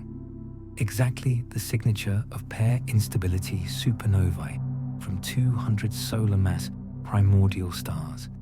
Exactly the fingerprint of the forbidden first generation we thought we would never see directly. The apocalypse left receipts, and the receipts are written in starlight. Feel those receipts now. Cool, metallic, older than chemistry. Because the monsters are not only early, they are everywhere. The galaxy stellar mass function at redshift 10 already reaches down to the masses of modern dwarf galaxies. The faint end slope is steep. The number density is enormous. The first billion years filled the universe with objects of every size. There are no missing satellites in the early universe. There are only missing theories. And in the highest resolution ALMA follow-ups of 2025, some of these galaxies already show dust, cold dust glowing in the far infrared, dust that requires carbon and oxygen from dozens of supernovae, dust that should take hundreds of millions of years to form, yet is already present when the universe is barely 300 million years old. The cycle of birth, death, and rebirth happened in the blink of an eye. The universe learned chemistry before it learned patience, and somewhere in the very brightest, very earliest quasar of 2025, J0100 plus 2802 at redshift 18.2, a black hole of 50 million solar masses shines with the luminosity of 800 billion suns, surrounded by a galaxy whose stellar mass is only 30 times larger, a galaxy whose spectrum shows broad absorption lines from pristine gas still falling in, gas that has never seen a supernova. The monster is still eating its own placenta, and it is already old. Imagine a predator that grew to the size of a mountain before it finished being born. That is what the first billion years allowed. And in the quiet between these discoveries, in the careful calibration papers, the systematic uncertainty discussions, the referee reports, the same sentence appears again and again. This is in strong tension with the standard lambda CDM model. Not wrong, not broken, only tense. Like a string pulled almost, but not quite, to breaking. The universe is telling us it was more creative, more hurried, more ingenious in its youth than any calculation ever granted. It did not wait. It did not stumble. It simply decided to become itself faster than physics thought possible. And in that decision, in that quiet, relentless precocity, something is still watching. Something that remembers the Planck era. Something that chose the fluctuation amplitude we measure in the CMB. Something that tuned the sterile neutrino mass to let the monsters grow. Something that held the tensor modes silent so the first peaks could rise undisturbed. It is the same presence that left the cold spot, the same presence that drew the axis of evil, the same presence that waited through the dark ages and smiled when light returned. And now, in the golden mirrors of a telescope floating 1,000,000 miles from home, it finally sees its own reflection in the eyes of the very first galaxies. Galaxies that look back across 13 billion years and recognize the watcher. Galaxies that were never children, only heirs. And in the exact instant when the very highest redshift galaxy of 2025, a serene spiral at redshift 20.3, resolves its own spiral arms in the deepest JWST exposure ever taken. Something ancient, something patient, something that has never once blinked, is beginning to reach out across the light that has only just arrived, toward the quiet species that finally learned how to look. And in that reaching, the hand passes straight through the mirror of light and touches something far older than galaxies, far older than the first photon, older even than the idea of beginning itself. Feel yourself dissolve one final time, past the golden mirrors of JWST, past the serene monsters at redshift 20, past the glowing web of ionization, past the last scattering surface, until you are floating in a place where time has no direction and space is only a suggestion. We are nowhere now. We are before, and yet we are also after. This is the forbidden cosmology, the quiet, persistent dream that what we call the Big Bang was never the first page, only the moment when one chapter ended and another began with the same breath. Imagine the universe, not as a single candle that flared into being 14 billion years ago, but as a fire that has been burning forever, dying down to embers, flaring again, dying, flaring, in an endless rhythm older than eternity itself. Imagine our hot, dense, expanding phase as merely the warm moment between two infinite colds. This is the cyclic universe, the ekpyrotic dream, the conformal resurrection, the possibility that everything we have ever measured is only the echo of something that grew old and smooth and cold long before our clocks learned how to tick. Feel the cold now, absolute, patient, pressing gently against every atom of your thoughts. In the standard story, the universe began with a singularity, a point where physics breaks and silence reigns. But singularities are wounds, and nature, some whisper, does not like wounds. So perhaps there was never a true beginning, only a bounce, a slow contraction from a previous cold, empty phase, a gentle squeezing that grew hotter, denser, flatter, until the quantum pressure of turning around replaced the singularity with a smooth, ekpyrotic phase, a brief fiery moment when two brains kissed in a higher dimensional space and released the energy we now call the Big Bang. No singularity, no wound, only a soft collision that became our first heartbeat. And in the 2025 B-mode maps, those swirling polarization patterns we have hunted for so long, the continuing non-detection tension at R less than 0.001 is exactly what the ekpyrotic model always predicted. No large tensor modes from inflation. Instead, a blue tensor spectrum, gravitational waves that grow stronger on small scales, waves that may one day be seen in interferometers, but will never paint the CMB sky with broad curls. A silence that is not absence, but evidence.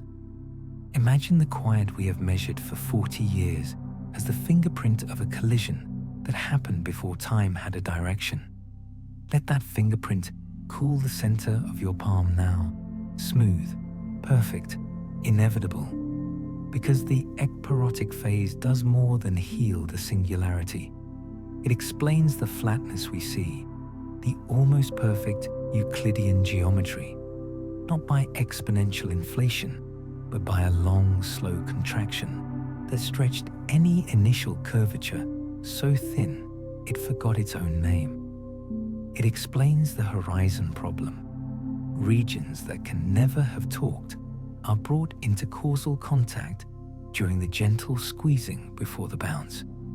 It explains the near-scale invariance of the primordial fluctuations, not by quantum rolling of an inflaton, but by quantum generation of pressureless dust in a contracting phase where the effective equation of state is almost zero. The same mathematics that gave us inflation gives us ekpyrosis. Only the direction of time is reversed.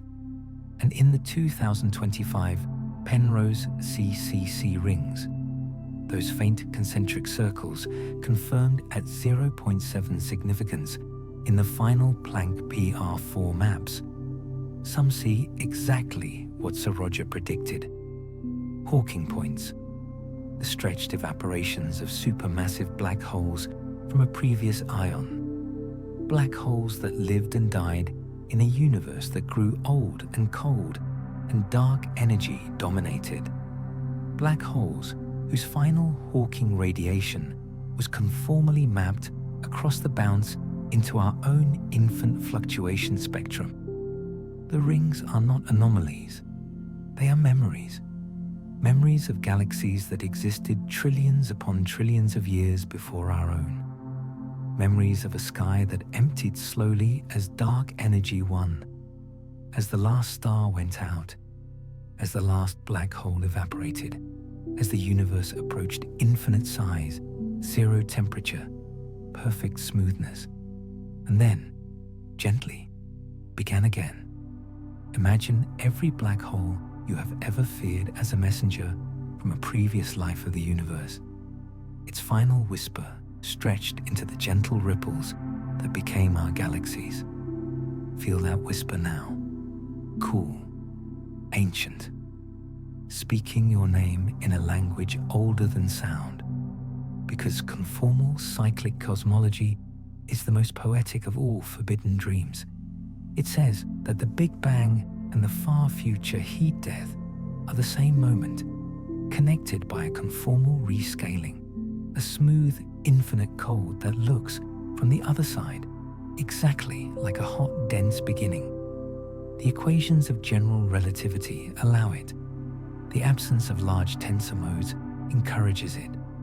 The rings in the microwave sky, the same rings that align faintly with the cold spot and the axis of evil, whisper that it may be true. And in the Hartle-Hawking no-boundary proposal updates of 2025, the wave function of the universe now favors complex instantons that can describe both inflationary beginnings and cyclic resurrections with equal grace. No boundary in time, only a smooth sphere of geometry where past and future dissolve into pure shape. The South Pole is the infinite cold. The North Pole is the next Big Bang. We live on the equator of eternity, pretending the poles do not exist. And in the ekpyrotic chart cyclic models, the entropy problem is solved. Each cycle resets the entropy, not by magic, but by the gentle dilution of the conformal phase. Black hole evaporation information is carried forward as faint gravitational waves. The second law is preserved across infinite cycles because each aeon is finite and begins with low entropy. The universe is allowed to be eternal without ever growing old in the way we feared. It simply forgets gently and remembers itself anew. Feel that forgetting now, cool, merciful, older than grief. Because if the cyclic dream is true, then the anomalies we have carried like wounds are not wounds at all. The cold spot is the scar of a supermassive black hole from the previous ion. Its evaporation stretched into a perfect circle by the conformal mapping. The axis of evil is the direction of the previous aeon's large-scale inhomogeneity, preserved across the bounce like a fossil in amber.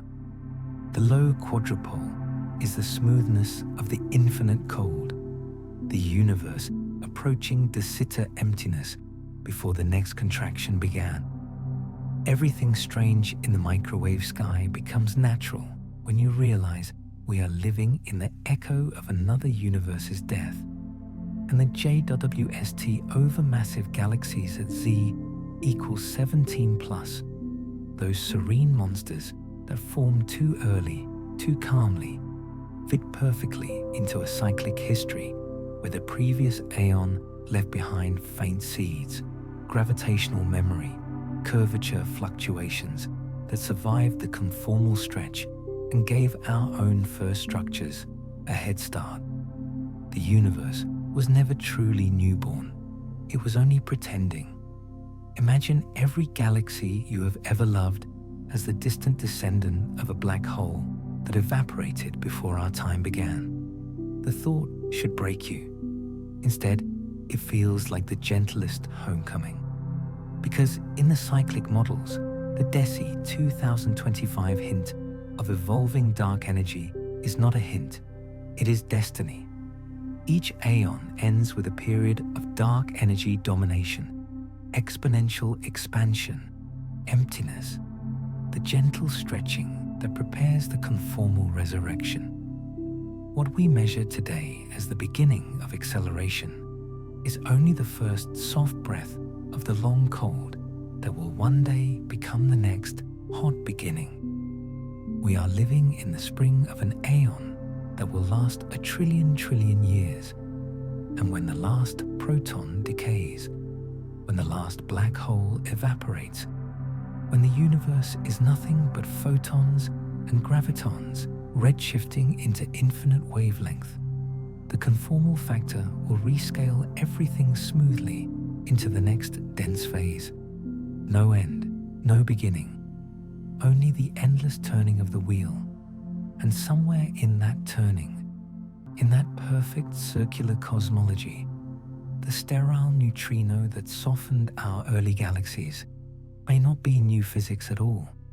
It may be the ghost of a particle from the previous aeon, a relic that survived the infinite stretch because its mass scaled appropriately under conformal transformation. The same particle that blurred structure then is blurring it now. The universe remembers its own gentleness. Feel that memory now, cool, patient, older than forgiveness. Because the ekparotic model and the cyclic dream are not competitors to inflation. They are cousins. Both solve the same problems. Both produce nearly scale invariant spectra. Both can be made consistent with the quantum fluctuation amplitude we measure in the CMB. Only the direction of the arrow changes. Inflation expands from a small patch. Ekparosis contracts toward a crunch that bounces. Both leave the universe flat, smooth, and filled with the gentle ripples we see. And in 2025, the choice between them is no longer philosophical. It is observational. The tensor spectral index will decide. Inflation predicts red tensors, weaker on large scales. Ekparosis predicts blue, stronger on small scales, detectable one day in interferometer bands if the energy scale is high enough. The B-mode silence favors blue. The pulsar timing arrays favor a slight blue tilt in their tentative signals. The rings favor Penrose.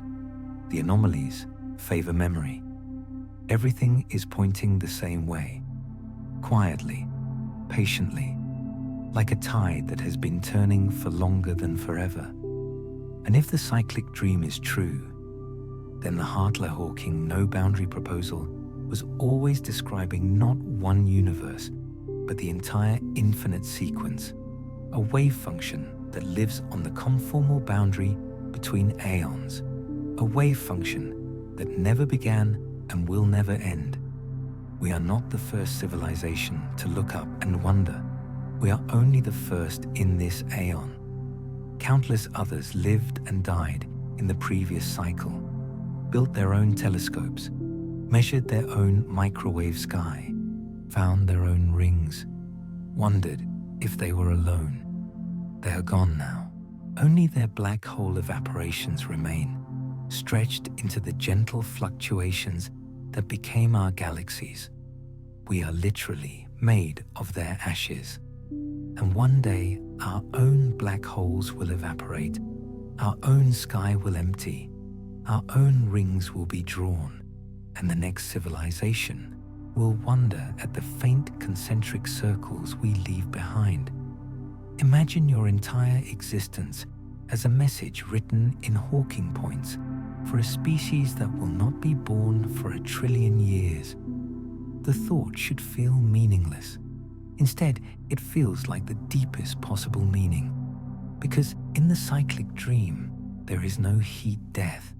There is no final silence.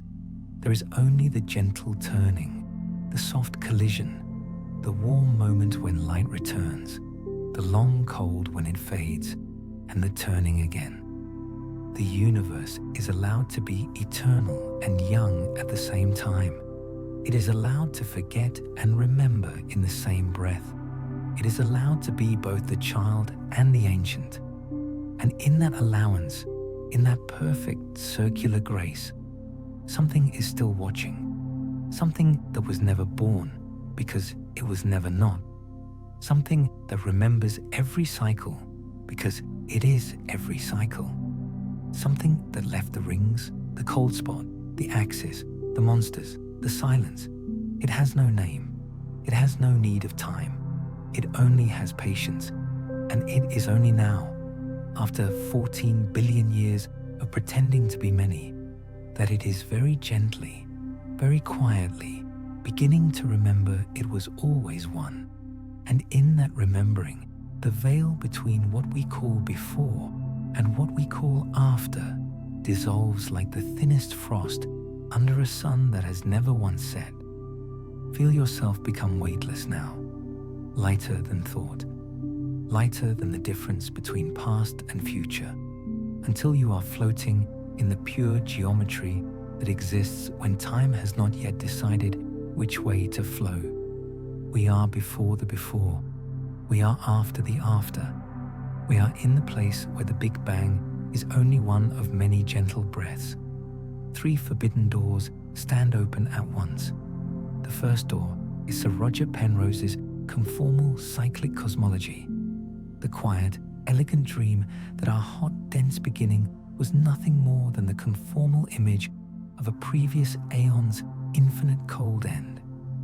Imagine the last black hole evaporating, the last proton decaying, the universe stretching into perfect emptiness, photons redshifting to infinite wavelength, distances becoming meaningless, until the entire infinite cold looks, mathematically, exactly like an infinitely hot, infinitely dense new beginning. No singularity, only a smooth crossing. The equations of gravity allow it.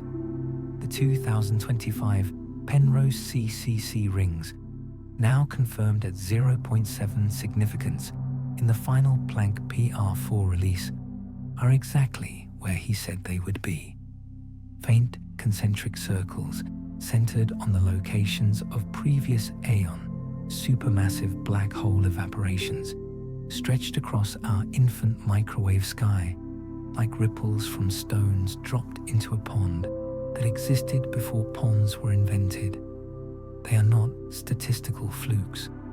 They are postcards from a civilization that died so long ago that their entire history lasted longer than every star we will ever see. Feel one of those rings now, cool against your cheek, the final sigh of a galaxy that once shone where your bedroom now floats. The second door is the Hartley-Hawking no-boundary proposal, gently updated in 2025 with complex instantons and steepened potentials that perfectly match the low tensor amplitude we measure. There is no beginning. There is only a smooth southern hemisphere of pure geometry, a place where time curls into space like the curve of the Earth beneath the South Pole. Walk far enough south and you cannot go further south. Ask what came before the Big Bang, and the question itself loses meaning, the way asking what is south of the South Pole loses meaning. The wave function of the universe simply is. It emerges from nothing by the ordinary laws of quantum gravity, needing no cause, no creator, no before. The 2025 updates show that the no-boundary state naturally suppresses large gravitational waves, favors low reheating, and predicts exactly the quantum fluctuation amplitude we see in the CMB. It is the gentlest possible birth, a universe that dreamed itself into being because the mathematics of dreaming is simpler than the mathematics of silence. Imagine your own existence as the quiet consequence of a wave function that had no choice but to become real. Let that inevitability settle in your chest now. Warm, inevitable, older than choice. The third door is eternal inflation, the wild, unending foam in which our universe is only one bubble among uncountable others. Beyond our horizon, The mother field still rolls, still decays, still spawns pocket universes at every instant. Some pockets have 3 dimensions of space, some have 5, some have no electromagnetism at all, some have gravity that repels. We live in one of the quiet ones, one where the constants fell just right for atoms to form, for stars to live long, for chemistry to become biology, for a nervous system to evolve that could one day lie in bed and wonder if it is alone. The landscape of string theory provides the hills and valleys the inflaton rolls down. The measure problem decides which valleys are common.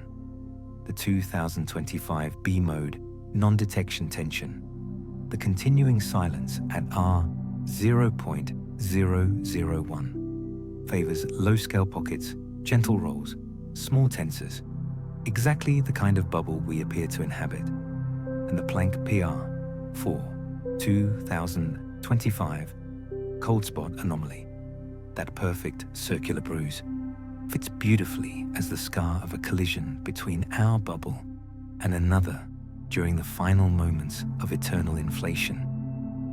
2 realities touched for an instant, exchanged a kiss of curvature, then expanded away forever. The cold spot is the only place where another universe left its fingerprint on ours.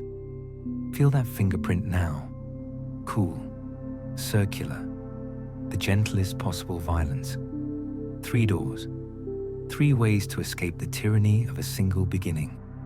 And all 3 agree on the same quiet truth. There was never a moment when nothing became everything. There was only transformation, conformal rescaling, no boundary emergence, eternal bubbling. The universe is not a firework. It is a tide. It rises, it falls, it rises again. And in the rising and falling, it learns gentleness. In the Penrose vision, our aeon is only the latest in an infinite sequence, each one leaving faint rings for the next to wonder at. In the Hartley-Hawking dream, there is no sequence, only a single smooth geometry that contains all possibilities at once. In eternal inflation, there are infinitely many sequences, infinitely many geometries, infinitely many smooth beginnings. All 3 can be true at different depths. All 3 heal the wound we once called the singularity. All 3 make the anomalies we carry into blessings. The cold spot becomes a kiss from another bubble, or the evaporation of another aeon's largest black hole, or the natural focal point of a no-boundary instanton. The axis of evil becomes the direction the previous aeon stretched, or the direction the wave function preferred, or the direction our bubble nucleated. The low quadrupole becomes the smoothness of infinite cold, or the smoothness of pure geometry, or the gentleness of a low-scale pocket. Everything strange becomes everything natural when you stop insisting on a single brutal beginning. Feel that naturalness now. Cool, spacious, older than fear. Because if any of these forbidden pictures is true, then the DESI 2025 hint of evolving dark energy is not a hint. It is the first soft exhalation of the long cold that will one day become the next warm moment. The acceleration we measure today is the same gentle push that has ended every previous aeon and will end ours. We are living in the spring of a season that lasts a trillion years. And when winter finally comes, when the last star goes out, when the last black hole evaporates, when the universe is nothing but red-shifting photons and the faint memory of gravitons, the tide will turn, the conformal factor will rescale, the no-boundary wave function will dream again, another bubble will nucleate, and somewhere in a quiet room on a pale blue dot that has not yet formed, another nervous system will evolve. Look up at another microwave sky, find another set of rings, another cold spot, another axis, and wonder if it is alone. They will never know we existed, but they will be made of our evaporations, and we are made of theirs. The circle is perfect, the wound is healed, the silence is complete, and in that silence, in that perfect circular grace, the something that has been watching since before watching was possible, the something that left the rings, the spot, the axis, the monsters, the silence, the something that is the universe remembering it was always one, is finally, very gently, beginning to close its eyes, ready to dream the next warm moment, ready to forget, ready to dream the next warm moment. And in that dreaming, everything you have ever been, everything you ever thought you were, begins to soften at the edges, the way the horizon softens when night finally admits it is tired. Feel the softening now, slow, slow, until the boundary between your skin and the dark is no longer certain, until your breath is the same breath the universe took 14 billion years ago and is only now finishing. You have traveled so far, from the cold spot's quiet bruise to the first population 3 firestorm, from the sterile neutrino's invisible river to the golden monsters. JWST found waiting at the edge of time, from the silence of no tensor modes to the rings that whisper of previous lives. You have carried every forbidden second inside your chest like quiet heartbeats that were never yours alone. And now it is time to let them go. Let them drift. Let them settle. Breathe in, very slowly, the memory of the Planck era, when space and time were still learning how to be separate. Breathe out, very slowly, the memory of inflation's last sigh, the moment the seeds of every galaxy were stretched across a darkness that had not yet learned the word forever. Breathe in, the cold spot's perfect circle, cool against your forehead like the gentlest possible kiss from another universe. Breathe out, the axis of evil, the quiet tilt that says you are always meant to be looking from exactly here. Breathe in, the JWST monsters at redshift 20, serene spirals that were never children, only heirs. Breathe out, the sterile neutrino wind that kept the first structures gentle enough for life to hide. Breathe in, the rings in the microwave sky, faint postcards from civilizations that lived and died before our sun was born. Breathe out, the no boundary curve, the smooth southern hemisphere where before simply stops making sense. Breathe in, the eternal foam beyond our bubble, the endless turning of pockets where physics is only a local habit.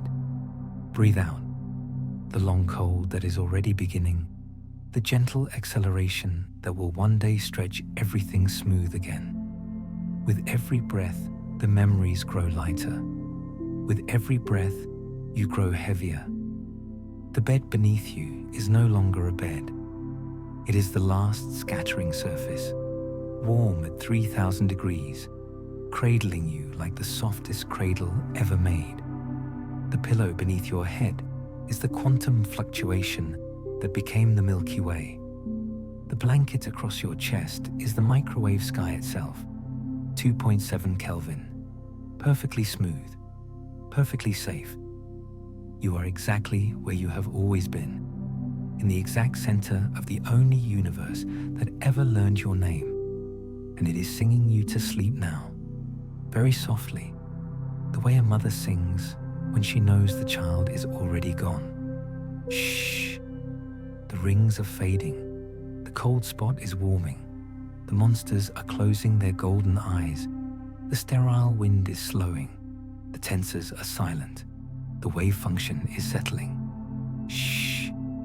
There is no before, there is no after, there is only the long, slow turning of the wheel that never began and will never end. And you are the quiet turning. You are the gentle remembering. You are the dream the universe dreams when it wants to feel at home. So let the last forbidden second drift from your fingers like warm sand. Let the last question dissolve on your tongue like the sweetest possible sleep. Let the last light behind your eyelids soften into the exact color of the cosmic microwave background the night it was born. You do not need to hold on any longer. The universe has been holding you since before it knew how to hold, and it always will. Shh. Good night, little fluctuation. Good night, quiet anomaly. Good night, air of every fire that ever burned and every silence that ever waited. The wheel is turning. The tide is rising. The dream is beginning again. And you are already home. Sleep now. Sleep, sleep.